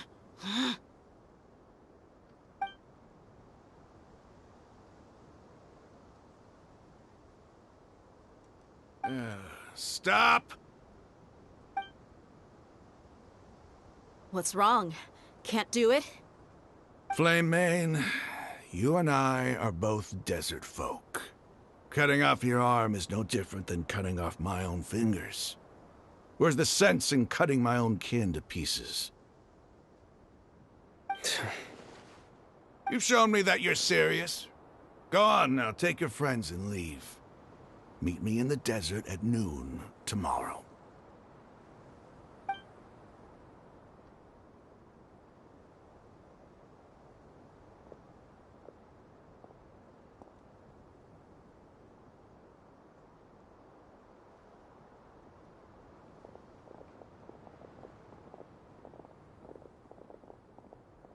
Phew. I was really counting on him not going through with it. Dia! That was crazy! Have you all lost your minds? What if he'd actually cut your arm off?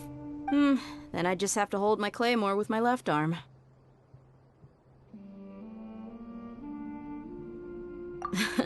Okay, I'm sorry. But sometimes when you're out on a limb, you gotta double down to seal the deal, you know? Don't ever make a promise like that again. I can deal with the likes of them.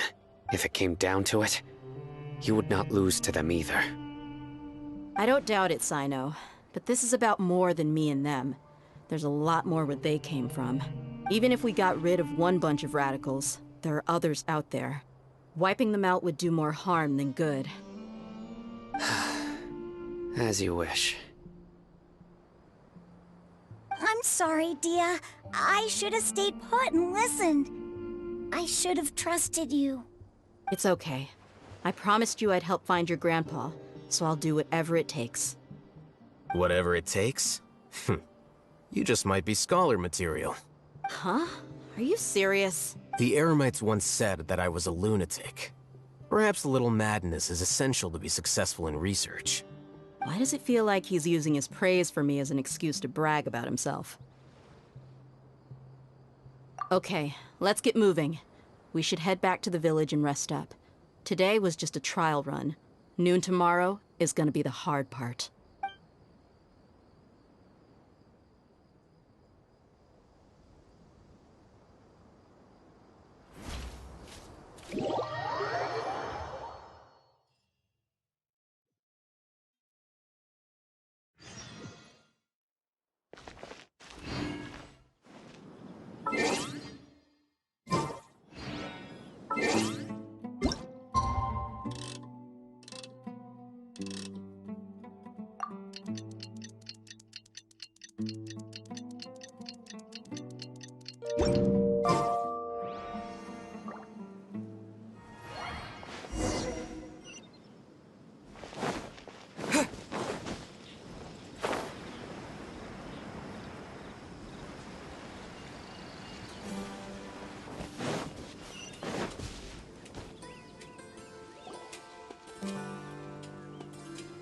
You're all here so early. Looks like we have everyone here. Isak, are you sure you want to come with us? I'll watch from a safe distance. Dia, I want to be there to bring Grandpa home. Okay, let's go then. Dia, wait. What's the matter? I heard that you were quite reckless yesterday. No more of that today, understood? Or I'll be very upset with you. Fine.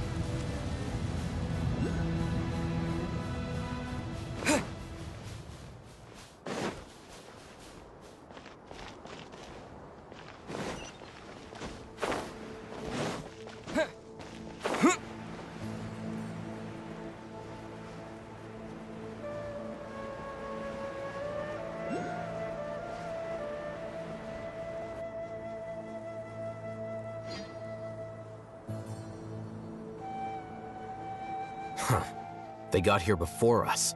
Uh-oh. Is it because Paimon overslept by 5 minutes and held everyone up? Is everything ready?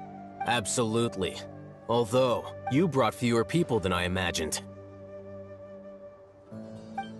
Bring him over. Grandpa! Why is there only one of them? Raman, I've always thought of you as a man of his word. What's this about? It's a 1-for-1 exchange. Sounds fair, don't you think? And let me put it this way. Agreeing to any kind of deal with the Dendro Archon's people is already a huge compromise on my part. Don't you think you've asked enough?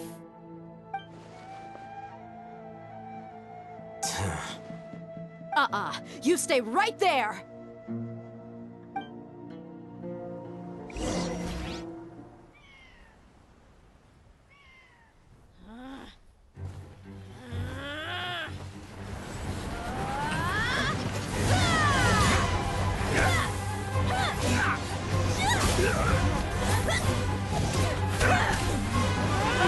Boy mate, what do you think you're doing?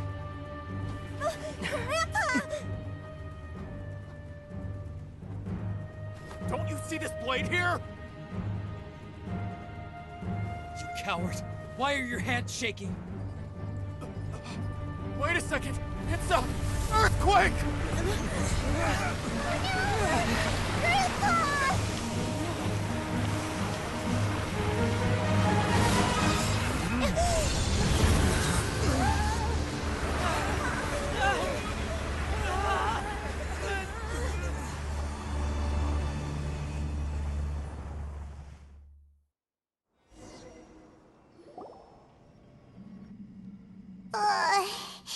Paimon's dizzy.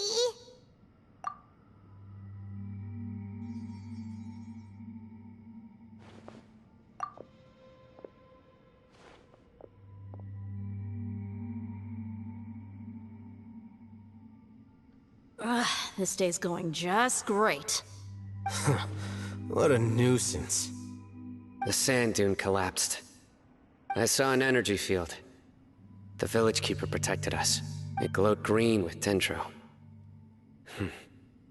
Just like you said, it may well have been the remains of Lesser Lord Kusanali's power inside the scholar's body. The Dendro Archon. The present one. Grandpa? Grandpa? Oh no, he's getting confused again. Hey, look around you. Did there used to be a temple here? It seems that when the sand dune collapsed, it exposed these underground structures. The symbols on the gate belong to the Scarlet King's civilization. This structure must be ancient. Over time, the sandstorms completely buried it and left it in the state we see now. It could have been an underground palace in the distant past. Oh, a miracle. Praise the Scarlet King! What's he doing here? And his men too? They must have fallen down here with us. Pretty lucky if you ask me. Most of them seem in really bad shape. Except for him. He got off lightly. Mind your head. No, this isn't the time for conflict. Our exalted lord has shown us the way to his sacred palace. He's not actually gonna go in there, is he? As it happens, I want to take a look inside too. What are you doing? Don't you think it's curious? 1 minute, Lesser Lord Kusanali's power protects us from harm, and the next, remnants of the Scarlet King's civilization appear. 2 major deities are vying to showcase their power to us. It would be a shame not to witness them both. Paimon thought you weren't interested in gods. Indeed. In my view, gods are just a higher form of living being. Or creature, you could say. New discoveries are always worth investigating. Whether they have anything to do with gods is neither here nor there. Raman, what are you gonna do about your men? I'll just let them lay here. The Scarlet King will take care of his people. Right now, I'm going inside.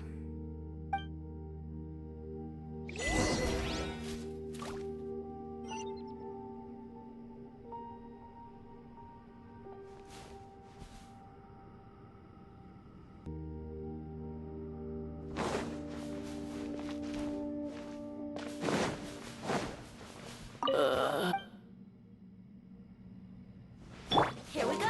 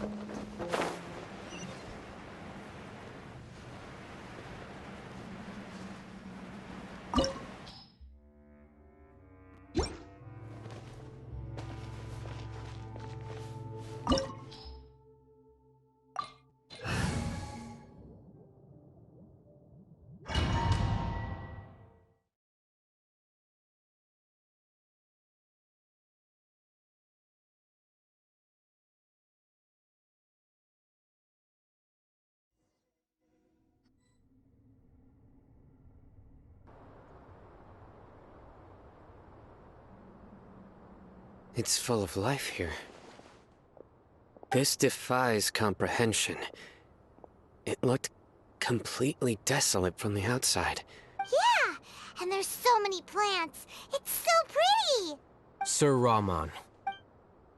Huh? Do you see another Rahman here? Are you mocking me? What do you mean, sir?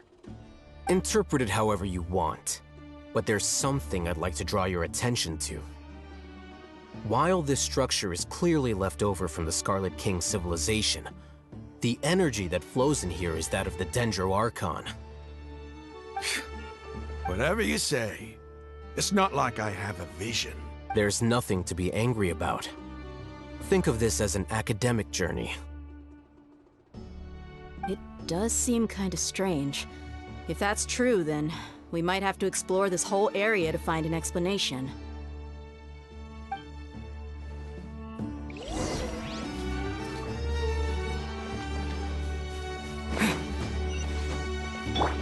Yahoo!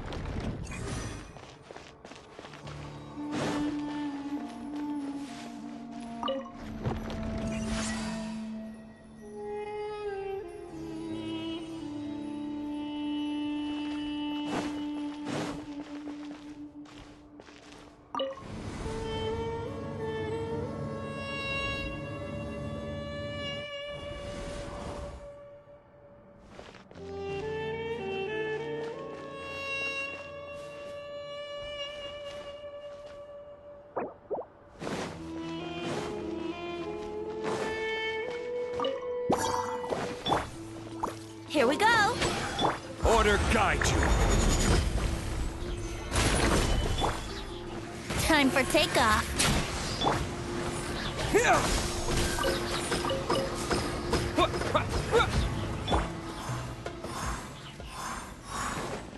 Wouldn't gliding be faster? Wouldn't gliding be faster?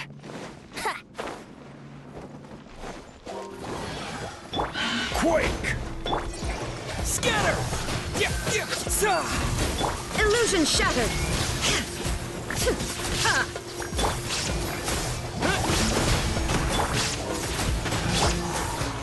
Stabilize! Inazuma shines eternal!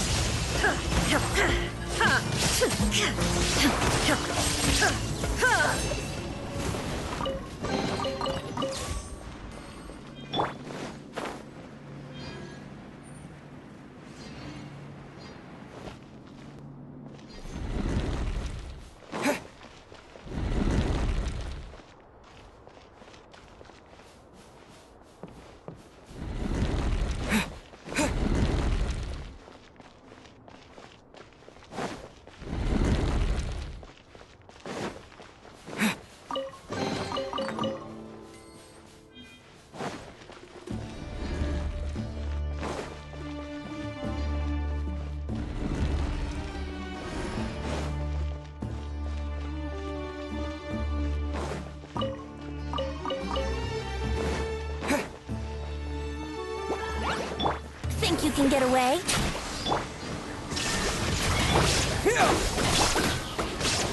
Gather!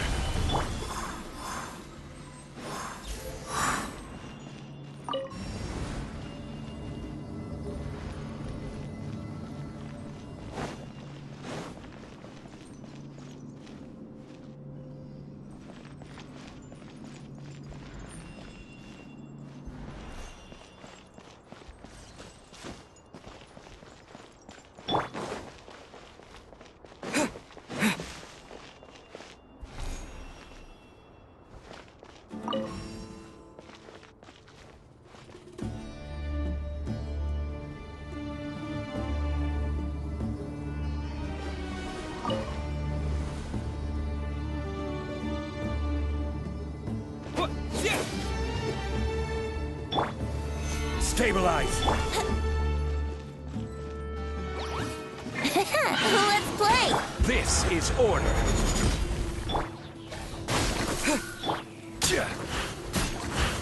Solidify! Here we go! Shine down! Torn to oblivion!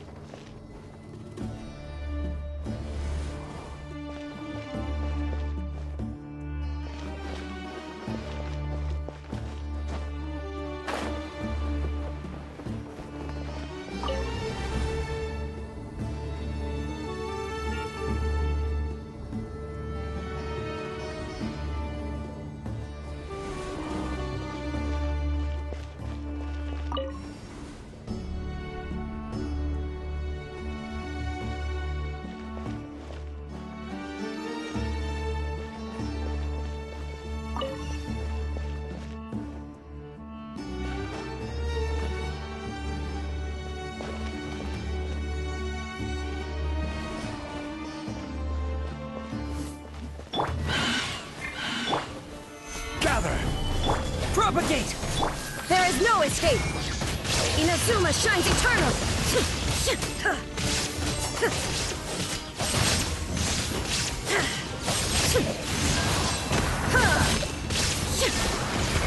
Spring forth!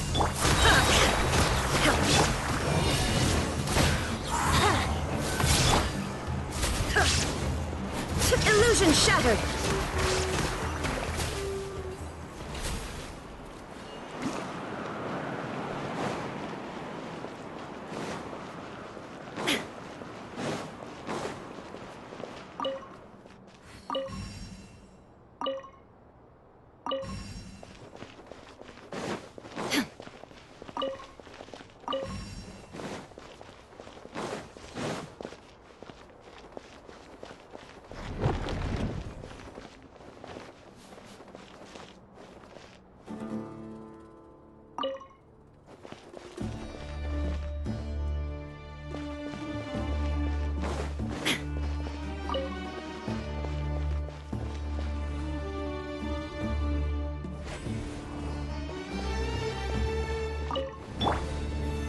Stabilize!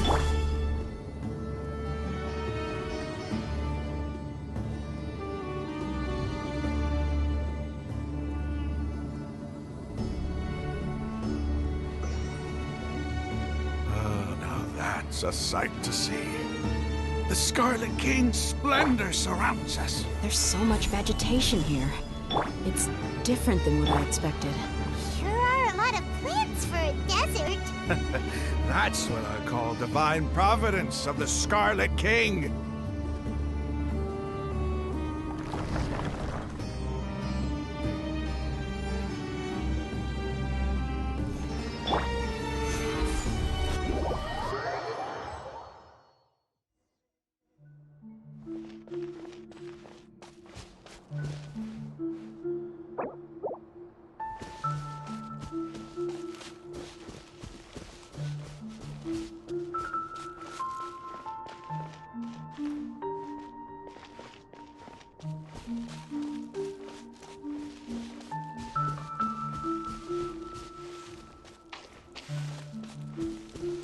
It's getting brighter! Oh, it looks so beautiful!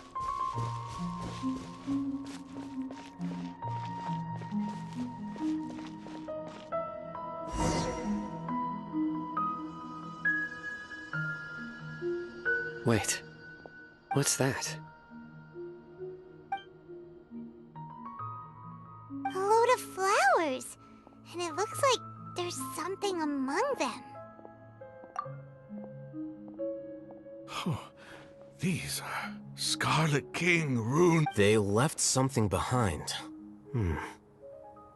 Yes. It's an elegy written in an ancient script. What does it say? Here lies our faithful priest Kasala. His wisdom is a miracle among the people, deserving of high praise and admiration. You can read ancient Scarlet King script? Of course.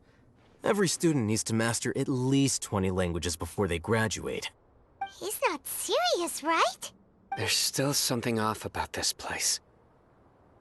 The elemental energy here is too concentrated. The scent of life. Is it trying to tell us something? Is this it? Analyzing.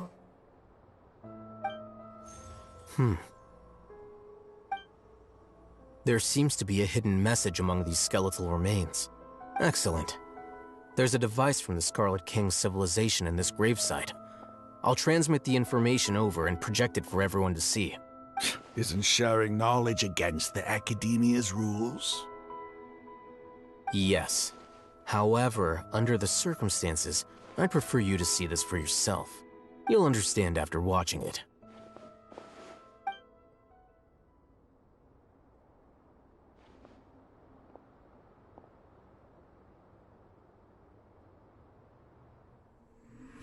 Civilization is born of knowledge, but so too can knowledge be its demise. A disaster caught us unaware. It was knowledge that did not belong to this world. The Scarlet King brought this forbidden knowledge into our world, and it quickly spread like a plague.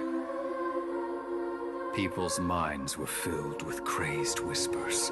Dark gray scales spread across their bodies. Even the land was stripped of its vigor. Only a desperate, deathly silence remained. Were it not for greater Lord Rukkhadevata from the forests, the damage would have been irreversible. She summoned the priests to build temples and infused into them the divine power of life. The disaster was miraculously tempered, and the embers of our civilization were preserved in Aru village. Alas, the miracle could not last.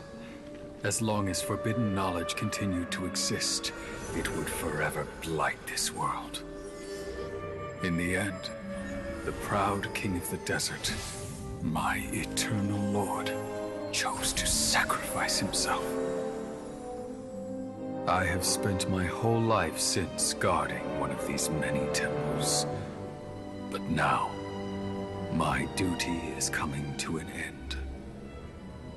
As I close my eyes for the final time, the sight of that noble deity will appear in my vision once more. In helping the Scarlet King to eradicate forbidden knowledge, she exhausted her strength, and her form became that of a small child. How strange. Now that I think of her, I no longer have any fear of death, for I sense that the spirit of life will abide with me during my eternal sleep. Children of the desert, cling no longer to past grievances, but hold tight to the memory of this act of benevolence. What was that? The priest's memories. No! Greater Lord Rukkhadevata. So the former Dendro Archon and the Scarlet King were never enemies at all. But this doesn't make any sense. The Dendro Archon's followers, they're clearly... Was that the former Dendro Archon?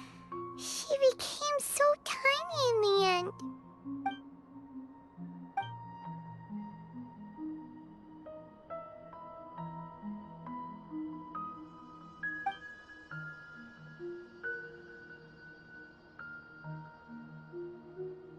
You might be distrustful of the Akasha, but there's no reason for you to doubt the Scarlet King's technology. You've just witnessed his priest's last words. I've never heard about any of this before. The surviving followers of the Scarlet King all gathered in Aru village. Our god did not make mistakes. The Scarlet King's death, the all but total annihilation of our civilization, it was all Greater Lord Rukkhadevata's doing. We saw her as nothing more than a traitor, who stabbed us in the back in our moment of crisis. Just like us humans. Fighting, feuding, double-crossing each other to survive in the desert. You were blinded by your prejudice.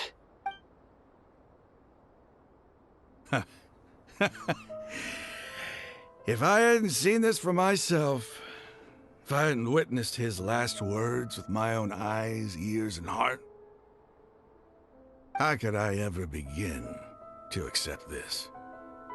The truth is so far from what I've always known. Am I really supposed to believe that after all these years, all this time seeking revenge, suddenly now my enemy is my savior? Raman, that's enough. Give it a rest. You're starting to make a fool of yourself. Dia, tell me. My Eremites and I, what are we even fighting for?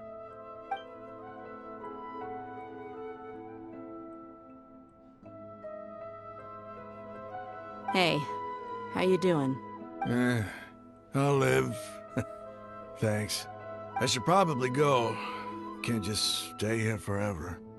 What's your next move gonna be? Oh, I know what you're going to ask. I feel deeply ashamed of everything I've done. You'll get everything you're asking for. But please, give me some time. After everything that's happened here today, somehow I need to explain it to the others. It's not gonna be easy. Well, I guess that's for me to deal with. Dia, this is where our camp's located. Make a note of it. When would be a good time for us to go? Tomorrow. I'll convince everyone that we're all on the same side. And I'll return every last one of your your village keepers. We'll share our other resources with you, too. You seem to finally understand that our true enemy is the sages. Yes. The gods never gave up on anyone. It's the people responsible for all this that need to face the consequences of their actions. That must have been rough, but he seems to have figured things out now. Raman's no fool. Being the leader of your own faction in the desert is no easy feat. It's too bad he was held back by his belief in the Scarlet King. But now that that's changed, I guess we have a few more people on our side. The outcome, at least, is favorable. We should get going too. Let's head back, have a proper meal, and a nice, long sleep. We'll need all our energy tomorrow.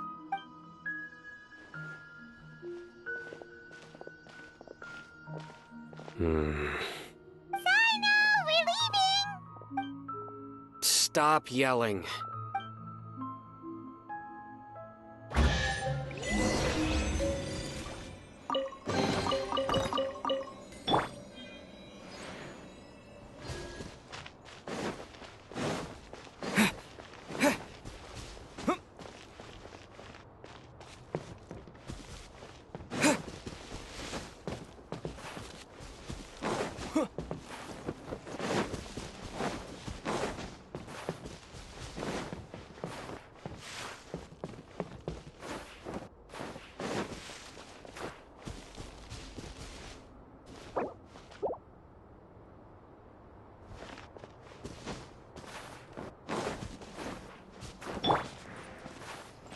Let's play!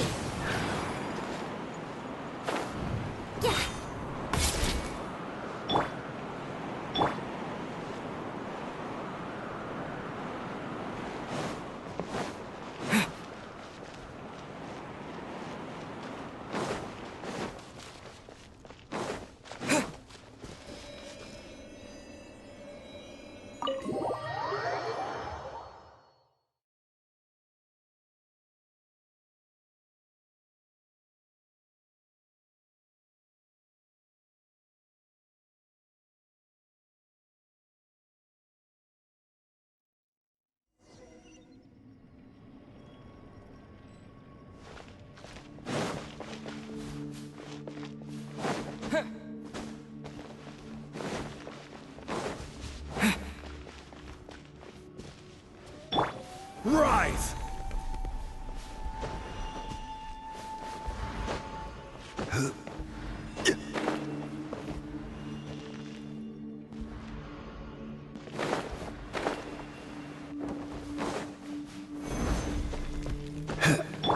Brace yourselves!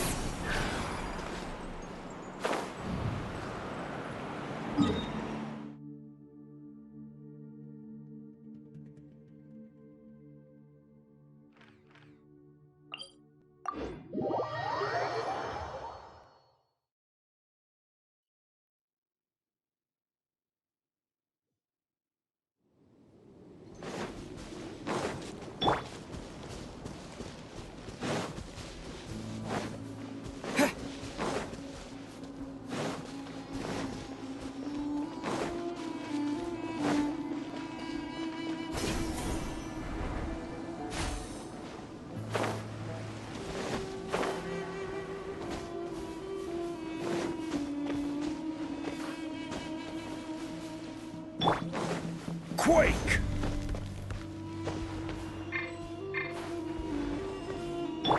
Yahoo!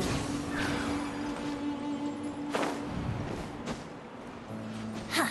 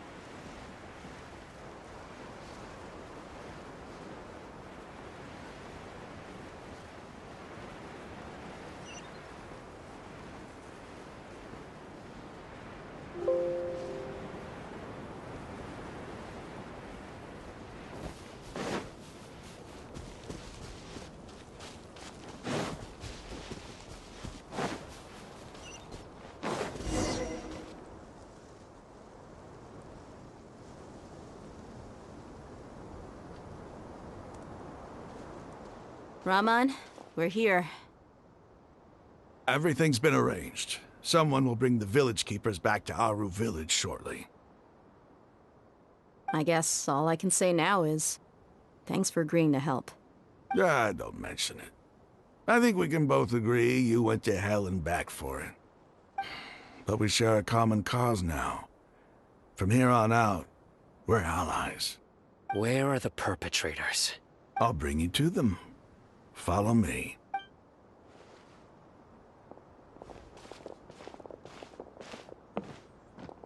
So these are the people who kidnapped the village keepers. Oh no, it's the scribe! There's no need to yell. No one can help you now. We've been all over the desert trying to find you! That's right.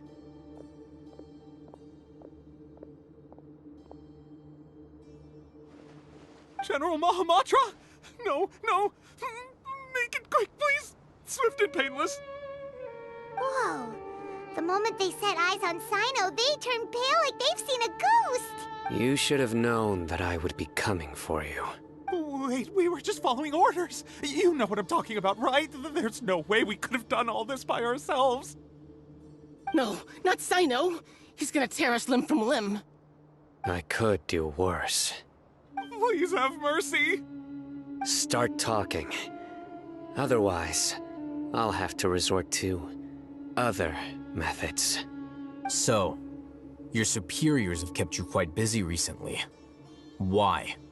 What are they trying to accomplish? They wanted to extract canned knowledge. Don't play dumb. You know what I'm really asking. They extract divine canned knowledge. Then what? I really don't know how to explain it. Well, you better start talking or you'll be sorry! You don't want to make things any more difficult for yourself, do ya? Be my guest. Huh? Uh-huh. That sure didn't sound like a fancy metaphor or anything. You're serious, aren't you?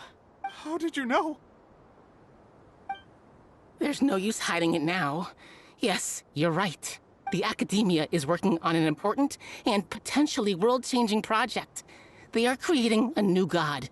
A god that will belong to them and to the people of Sumeru. It may seem as if Sumeru's academics are thriving, but ever since the death of Greater Lord Rukkhadevata, scholarly breakthroughs have been few and far between. The withering of Irminsul has been getting worse recently. The sages have tried everything they could think of, but nothing's worked. I'm always hearing them say things like, if only Greater Lord Rukkhadevata was still with us.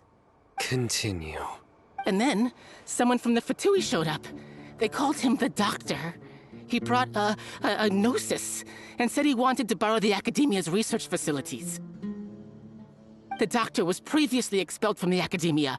At first, the sages looked down at him in disdain. But when he said those words, everyone's expression changed. He asked them, "Do you wish to create a god?"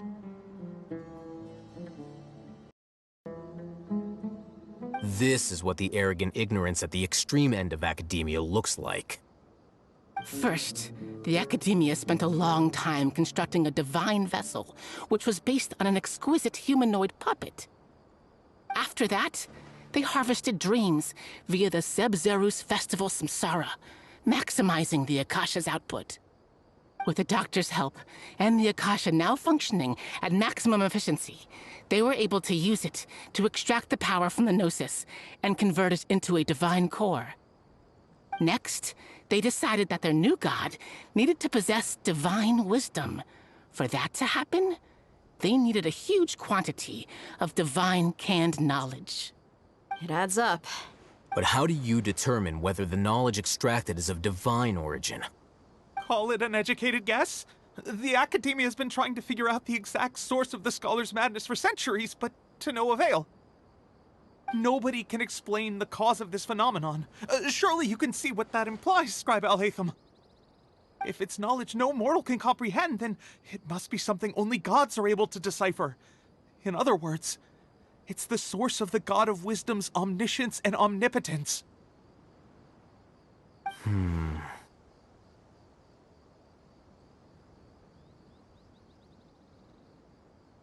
You must have noticed by now. The Academia doesn't care about who their god is. It's the ability to exercise control over knowledge and wisdom that matters. It is as if they are cursed with a desire for omniscience and omnipotence that burns in their blood. Some organisms demonstrate phototaxis, and thus orient their entire lives in respect to sources of light. For the sages, their only source of hope is the existence of a deity who embodies the acme of wisdom. This is but a form of phototaxis. For many scholars, the absence of a god of wisdom means stumbling in the darkness for the duration of their lives. Then what does Lesser Lord Kusanali mean to you? Is she not a true god present in this world? If you already have a new god, why try to create another one? From the beginning, the Academia has never treated her as a god. When the Academia first discovered Lesser Lord Kusanali, the newborn god of wisdom, the sages hoped that she would be as wise as Greater Lord Rukkhadevata. But upon evaluation, they found that at the time, she possessed no more intelligence than any ordinary human child. The sages never had a ruder awakening. This forced them to accept that Greater Lord Rukkhadevata had indeed passed away. Not to mention that Lesser Lord Kusanali's Gnosis had been used to power the Akasha this entire time. By herself, she has neither an Archon's raw power, nor the spectacular insight expected of a god of wisdom.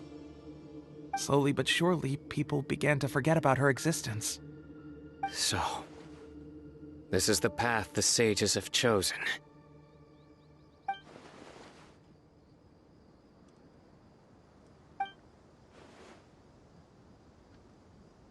All right, let's try to keep our cool. If everyone's in a bad mood, then let's change up our scenery. Raman, give me a few men to help us escort the village keepers back to the village.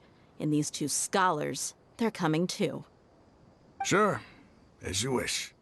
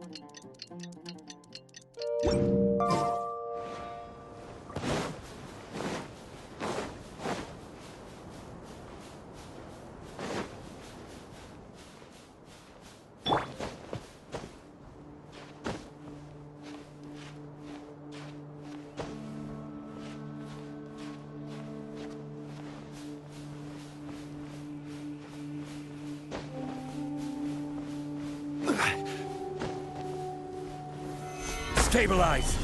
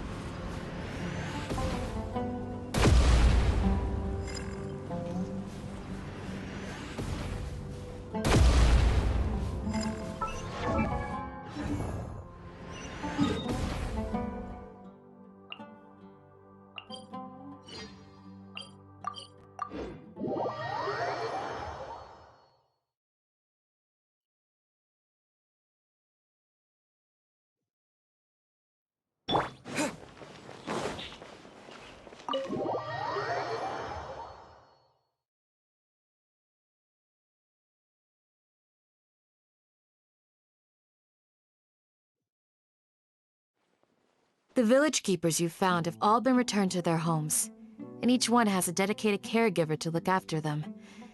The 2 new scholars are being kept under close supervision, too. Really? The atmosphere is so heavy.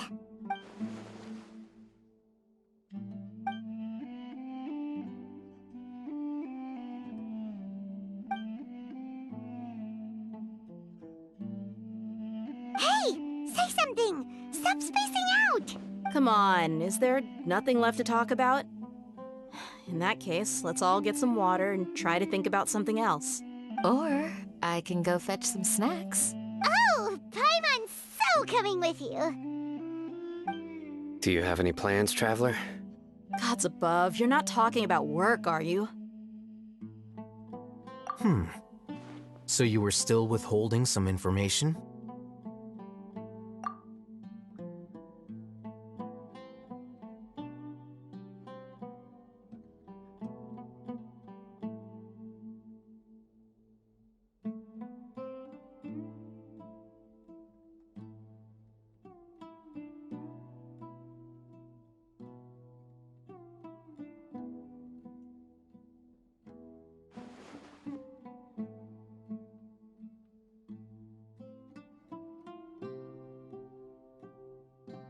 Even though we lived through all of this firsthand, it still feels super surreal to hear you talk about it again. What a whirlwind of a story. I felt like I was holding my breath the whole time. It seems like there'll be more issues to face in the days ahead than I'd anticipated. Still, now's a good time to make our next move. Now that Ramon's joined us, we'll be an even stronger team. It's time to make a plan. Indeed. These events are a flagrant transgression of the rules in every sense. We cannot allow it to continue. So, everyone, are we on the same page? Crush the sages and rescue our god. That is our ultimate goal.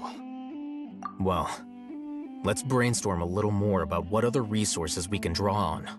The next time we gather here, we must have a solid plan. Yep, it'll work out for sure.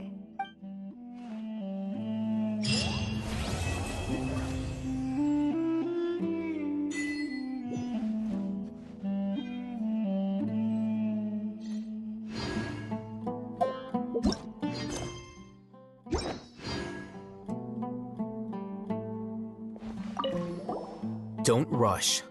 This is a big undertaking, and the planning and preparation for what lies ahead will no doubt take some time. Take it slowly. We need to make sure the plan is as effective as possible. He's starting to read his book again.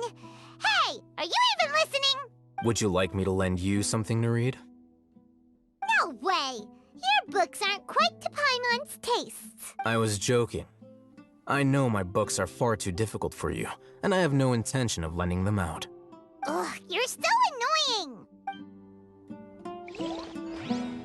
You must let me know if there's anything I can do to help. Though I cannot leave Aru Village, I can't help but feel stirred when I see the looks in your eyes. I've never felt as roused as this when fighting alone in the past. I suppose this must be the power of camaraderie.